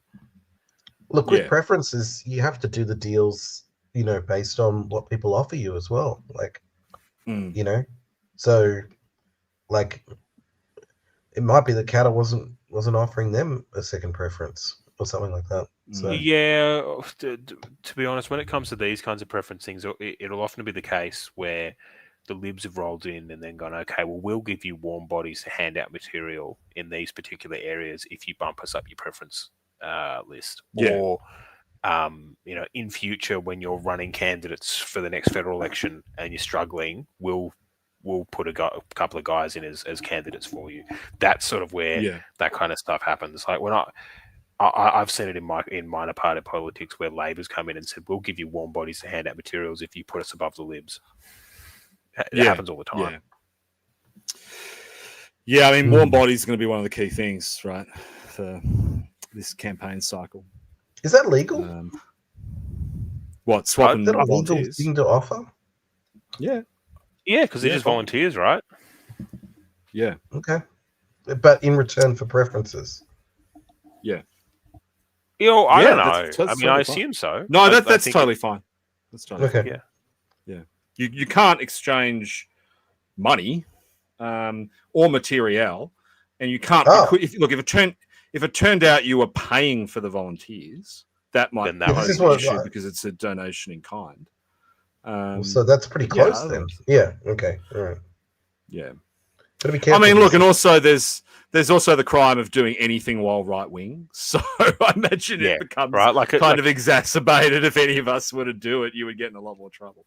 It would come down to the discretion of the AEC, right? And so I'm sure that the AEC will have some kind of regulation that they could point to if they wanted to skewer someone. But I know for a fact that it's not just in right wing spaces. Left wing parties do it all the time as well. Socialist Alternative will have Labor guys wearing Socialist Alternative stuff just so that they get a preferential, they get better, a slightly better preference run in certain areas. It's just how the game works. Yeah. Actually, speaking of electoral commissions, I was looking in my email before for my FOI thing, and I got an email from the Tasmanian Electoral Commissioner saying they have accepted my disclosure obligations. So there you go. My campaign is now finished.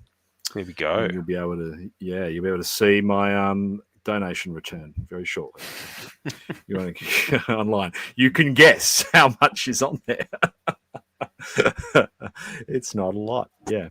Skull's asking, did Climate 200 pay Labor volleys? I don't know. I do remember in the 2019 election, a bunch of Labor people wearing Karen Phelps shirts in Wentworth. So this stuff happens all the time. It's not just libs and other groups like that. Yeah, I mean they'll share anyone at this point.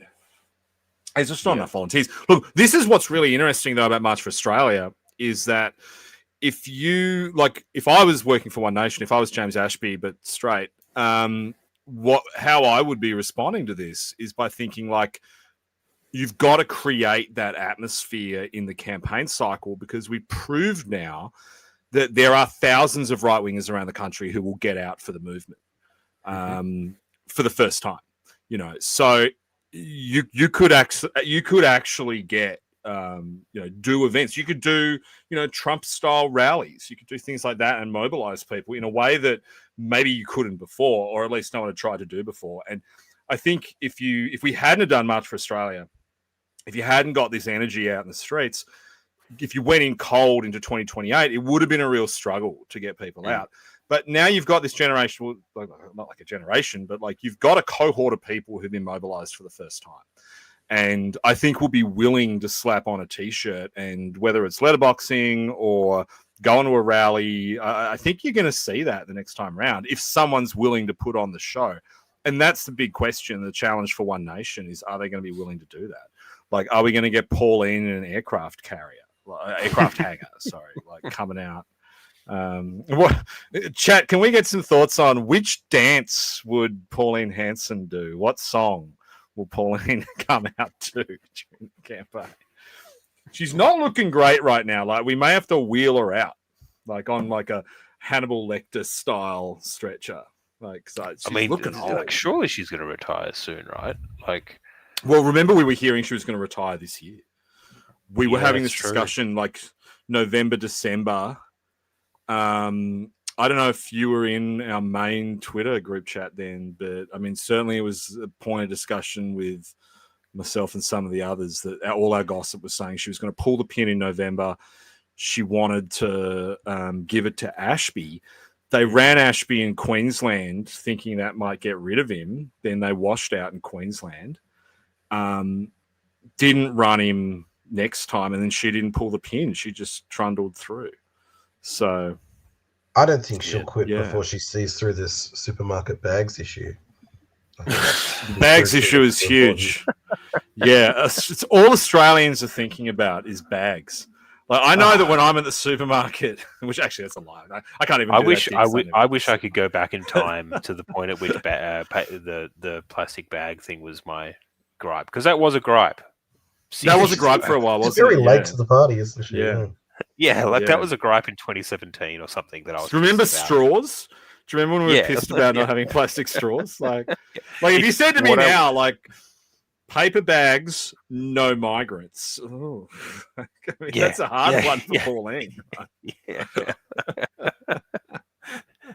I yearn for the days where I could go back to being pissed off about paper bags and and straws. But no, I've just got to deal with the fact that everywhere is a hotel. Yeah, it's one giant. We live in one giant refugee hotel. It's not even a nice one. It's like a budget ibis. It's just yeah.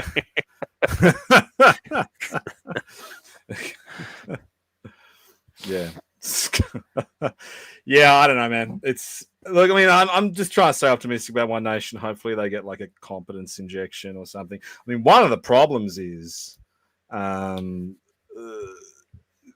we've got the UK election coming up. The pool of people globally who could help with this stuff is really small. And, One Nation's got a bit of coin. We know they have coin. They could potentially attract good talent. It's going to be hard to attract good talent when reform's happening. right? Yep. Because there are good guys who've jumped ship over there who I think would be willing to come down and work here.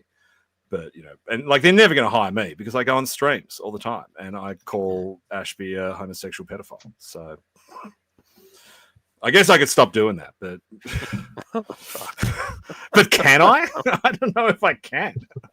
I'll just start coming out like an intrusive thought all the time. So yeah, it's not for me. But if any of you guys have any talent, like please try and help them. I wonder where they cap out before they have to, announce some proper policies and really, take it to that next level. I think they probably cap out at 15%, and then it kind of just stalls there.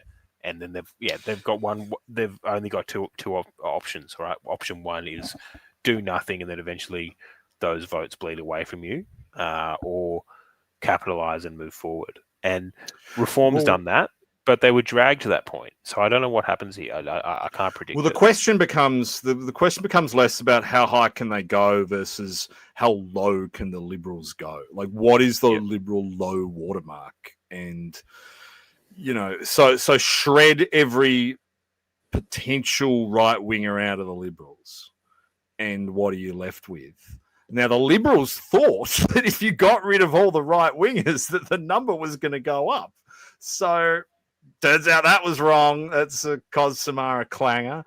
The question is how low can the Liberal vote get? I mean, look at what happened with the Conservatives in the UK. I mean, what are they sitting on right now? Like 7%? Like something? Yeah, I saw a poll where they were under 10, and then someone did the numbers and was like, well, if the election were held today, and how many seats would they get? And I think it was like 15 seats.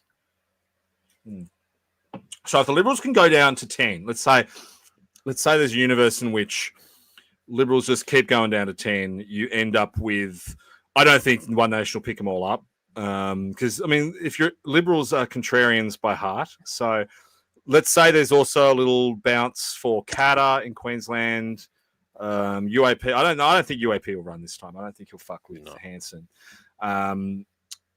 Some minor independents, like you have right-wing independents running places. So it won't be one for one.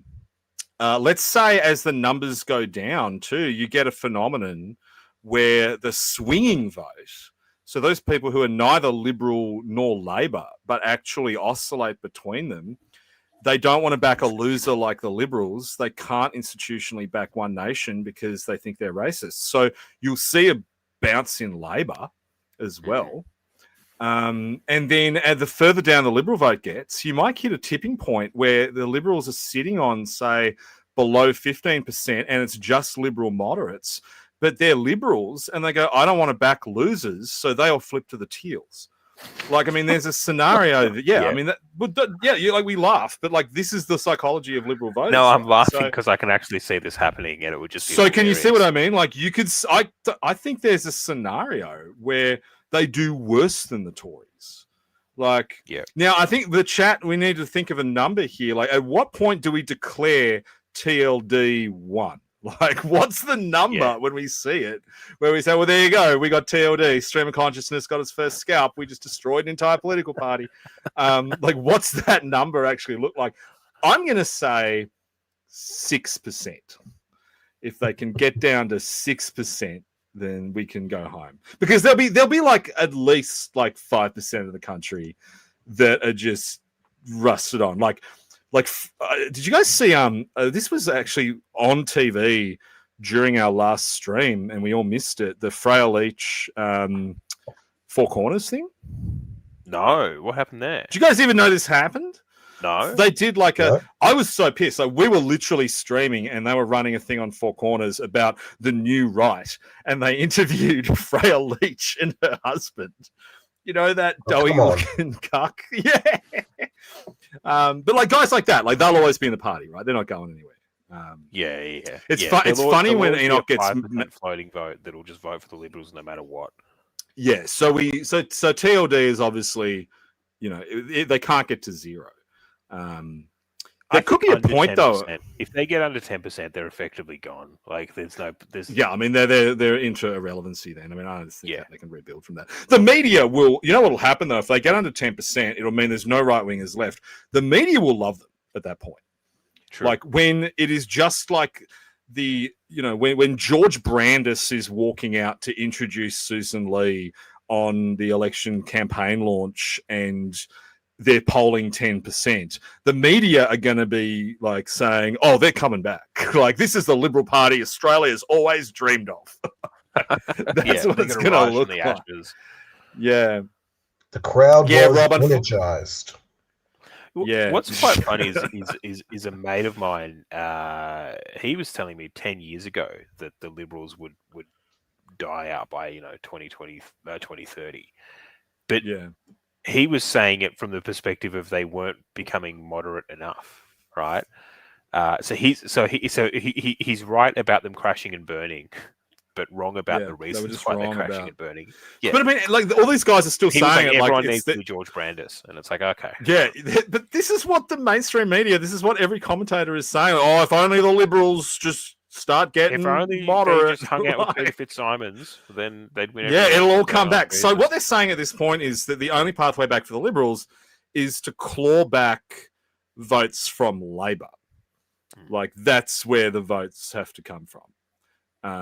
So it's not even combined. Don't even have 50% of the vote now, right?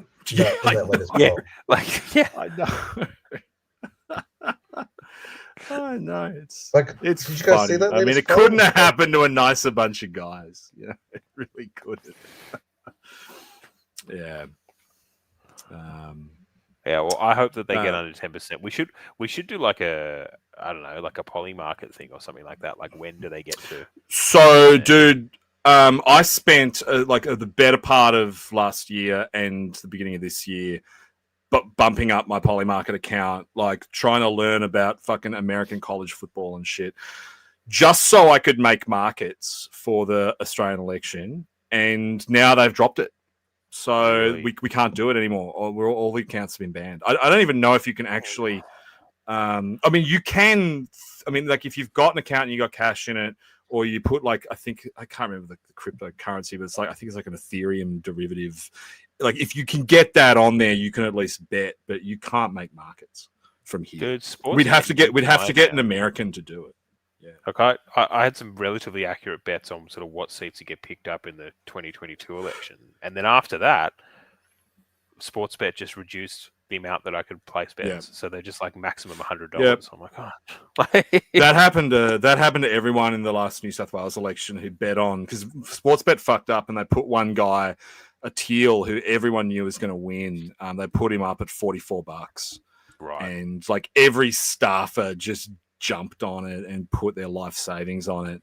And since then, they've capped bets. Yeah, I got $100 cap now. So total sports bet death. We should get one of those unlicensed Vegas casinos to sponsor Stream of Consciousness on the condition that they run Australian betting markets. Yeah. Like Australian election betting markets. So you have like a banner down the bottom saying, Vegas Slots introduces the Australian election. Yeah. Use your code SOCK to get a multi, $5 multi. Maybe that's pick your candidates rather than asking for coffee, selling people, That's what we want. We want. We should find like the most ludicrous companies globally that just. You want those companies that are big enough that they have an advertising budget to pay influencers, but don't actually know what they want to do. So, like, I don't know. I'm sure in Georgia or Romania there'll be like some shitty energy drink company that just have a social media budget but don't know what they want to do. Or do those, what do we call it? They used to be called like Jack 3D, Jacked, the pre-workout. Remember that stuff? That was like basically meth. Like, do that. Illegal melatonin. We need to get in on that. That was an aging moment for me. I remember when the government like banned Jack 3D, and I was sitting there going, I kind of get why they did that. Like, yeah, I know it was pretty bad. That would be a funny way to market the stream. I mean, because the main reason we want money right now, I think, is just to improve our production values. Yeah, and so that we can, because all I think we really need is just a producer to we get Enoch a good VTube setup, so he's not a capybara. We want to be able to do cutaways and show stuff in the background. Yeah, like when we're talking about certain tweets and stuff like that, part of it is I need to just up my game and stop being such a boomer. But like, it'd be good to be able to show. But that's part of our some charm. That's part of our charm. True. But it would be good to be able to show the guys, like, a newsreel of something that we were talking about, or the actual tweet that we're referencing and things like that. And yeah, I don't know. I probably just need to spend a little bit of time testing out the system and figuring out how to do it. But that's the main thing, right? It's like a beer budget and just to sort of sort that stuff out. Yeah. Have you guys noticed towards the end of every stream we start meta talking about the production of the stream? Yeah, it's part of the charm. Every night. That's what we do. It's part of That's what I mean when I put it the thing. It's what I mean about fan service, right? It's not like in anime where it's just like girls' panties. It's actually us talking about ourselves, because that's what the media does, right? We are the media now, so we want to talk about ourselves. But that would be cool, and the only reason why we can do that is get money, and we know our audience is poor, and we can't really ask you guys, so I think we should get a sponsor. I would like a sponsor that is so controversial it triggers Karen into talking about us. I was thinking gun manufacturer, just like so. Have you seen there's a great guy on YouTube. It's called Print Shoot Repeat. He's the 3D gun printing guy. So there are these stores. Yeah, just do the 3D printing guy, the gun 3D printing guy. We'll just have an ad for like homemade Heckler & Koch MP5s. That scrolls up. We'll do a stream. We'll do an ad break of the HK Slap song, and you too can own a fully automatic 9mm submachine gun. And yeah, Karen goes ballistic and puts us on blast. Ben said we should get serious hats so we can put on. Yeah, that's a good idea. So yeah, that's one idea. But yeah, Vegas casinos, like, because that's what on Media Watch last night. This was the thing with Mahmoud Fazal and his friend, who was also a criminal. They were doing a podcast, and this is why I started thinking about it, because like what Linton did was he went behind the scenes of Mahmoud grifting money out of this guy for the podcast. And wanting it all in cash and stuff. It was all really weird. But Vegas Slots, I think was the name of it, was the sponsor. And they're like paying in crypto. And like it showed how much he was paying so he had a production staff of 3. And they were paid. So his production staff budget for one episode of the podcast was $1,800. And he was paying Mahmoud like at least $3,000. Like, imagine if we were making $3,000 per episode and we were paying like a trio of Zoomers $1,800. And I looked at the podcast. His numbers aren't that amazing. Like his live. This is the thing. Like you hear about some of these guys, and they go like, oh, they got a whole crew with them. They got a whole editing team. Their TikTok reels are done by this third party, and you're like, shit, they must be blowing up. And then you go and look at their engagement, and it's like. Not that high. There are 524 guys watching live right now, and we've had 905 total for a total 10k minutes watched, which is pretty good. Like those 500 guys are sitting there watching the whole thing. You freaks. Like that's not bad. And I didn't do the promoted post on Twitter tonight. I just did a better post because I'm testing the new algorithm. So yeah, I think. SOC brought to you by the Alamedian crime family. There's a weird thing with media where it seems like there's like a lot of non-economic operations, and people are either putting money behind it to push the point of view that it's got, or like on the basis of some kind of weird speculative thing that they think this space is going to blow up and make way more money in the future.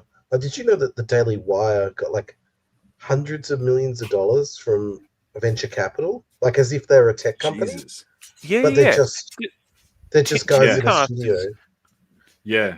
Tim Pool was tweeting like last week that Timcast is valued at $1.5 billion US. That's crazy. What? Yeah, like what? That's crazy. But we do so all right, guys. Like there is- we're doing bigger numbers on Twitter right now than GB News, which I've noticed we do consistently every week.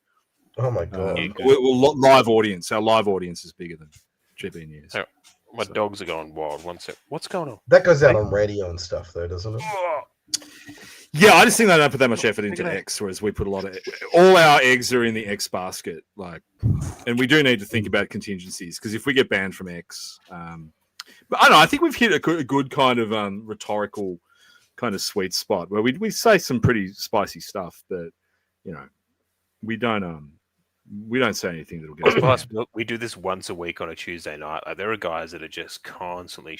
That's the thing, yeah. Which I don't want to do. We're not Drew Pavloving it. Yeah, we're not out there. Yeah, making news. I've been contemplating doing one more, like a Q&A for the McGowan heads, because like I haven't seen him in the chat, so I won't name him. No, yes, I will name him. Surf Sherpa.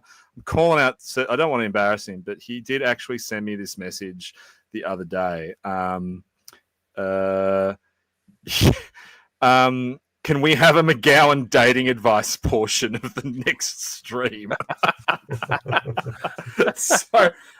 No, we can't this week. But yeah, maybe I'll do like a special McGowan after dark stream. Yeah, remember when Sam Hyde did that series where it was just like in his car giving guys life advice? Like, yeah, I might just do that. I'll do that once a week. Perfect guy life. Yeah, right? perfect guy life. Yeah. We'll do like something like that. Yeah, dating with John. I don't know. I'm going to have to do some research on you guys first. I used to do that on the Opie and Anthony show. They had this guy named Patrice O'Neill, and then he would come on to talk about all kinds of stuff. But eventually, they had like a side show where he would give people dating advice, and you can look it up. I think they ended up calling it like the Cult of Black Phillip, but you can look up clips of it on YouTube. Black Phillip, yeah. It was It was actually super popular, and some of the stuff he said was like almost future McGowan-esque. So yeah, get in on it. I could see myself doing some like Andrew Tate stuff. Like, okay, here you go, John. How do I get over my fear of women? It's like fear of anything. You just got to like hang out with a lot of them. What I find works is just before you go to sleep at night, just close your eyes and pretend you are a woman. Like, just think about it.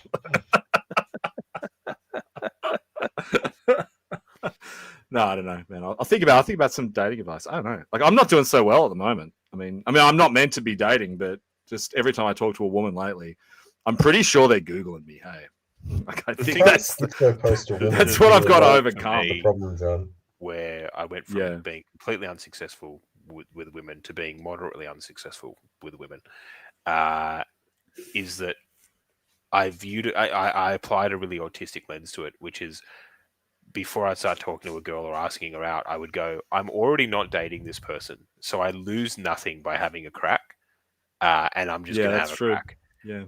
And if she says no, or like, it blows up, well, I've got a funny story to tell because, I like self-deprecating humor. So I started doing that, and like more often than not, it worked. You'd ask a chick out, and they'd do it, and maybe the date would suck because a lot of them are bored too. Like, I mean, that's one trick when you're picking women to date. Look for ones that aren't busy. Like, that's often the problem. And then on the flip side, like sometimes the busy ones they don't make time for themselves. So if you can figure out a way to ingratiate yourself, then yeah, that works too. Green Goblin, Ben just I think said, all of us are Latina guys.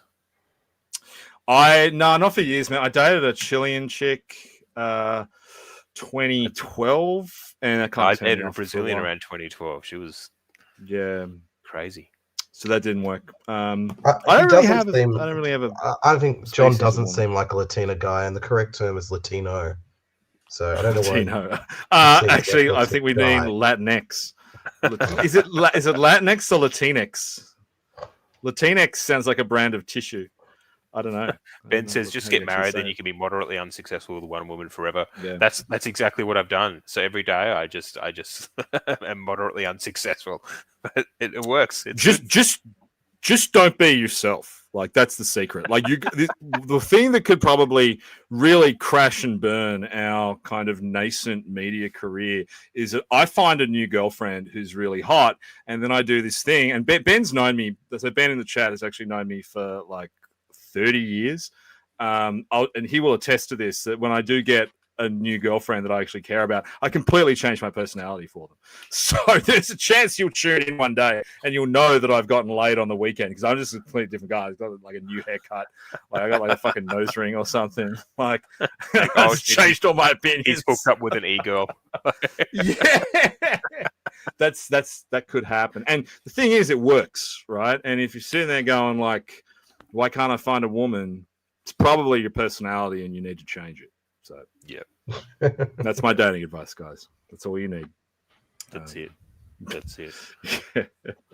I would say the Sun Tzu approach: know yourself and know your enemy, and you'll not be defeated in 1,000 battles.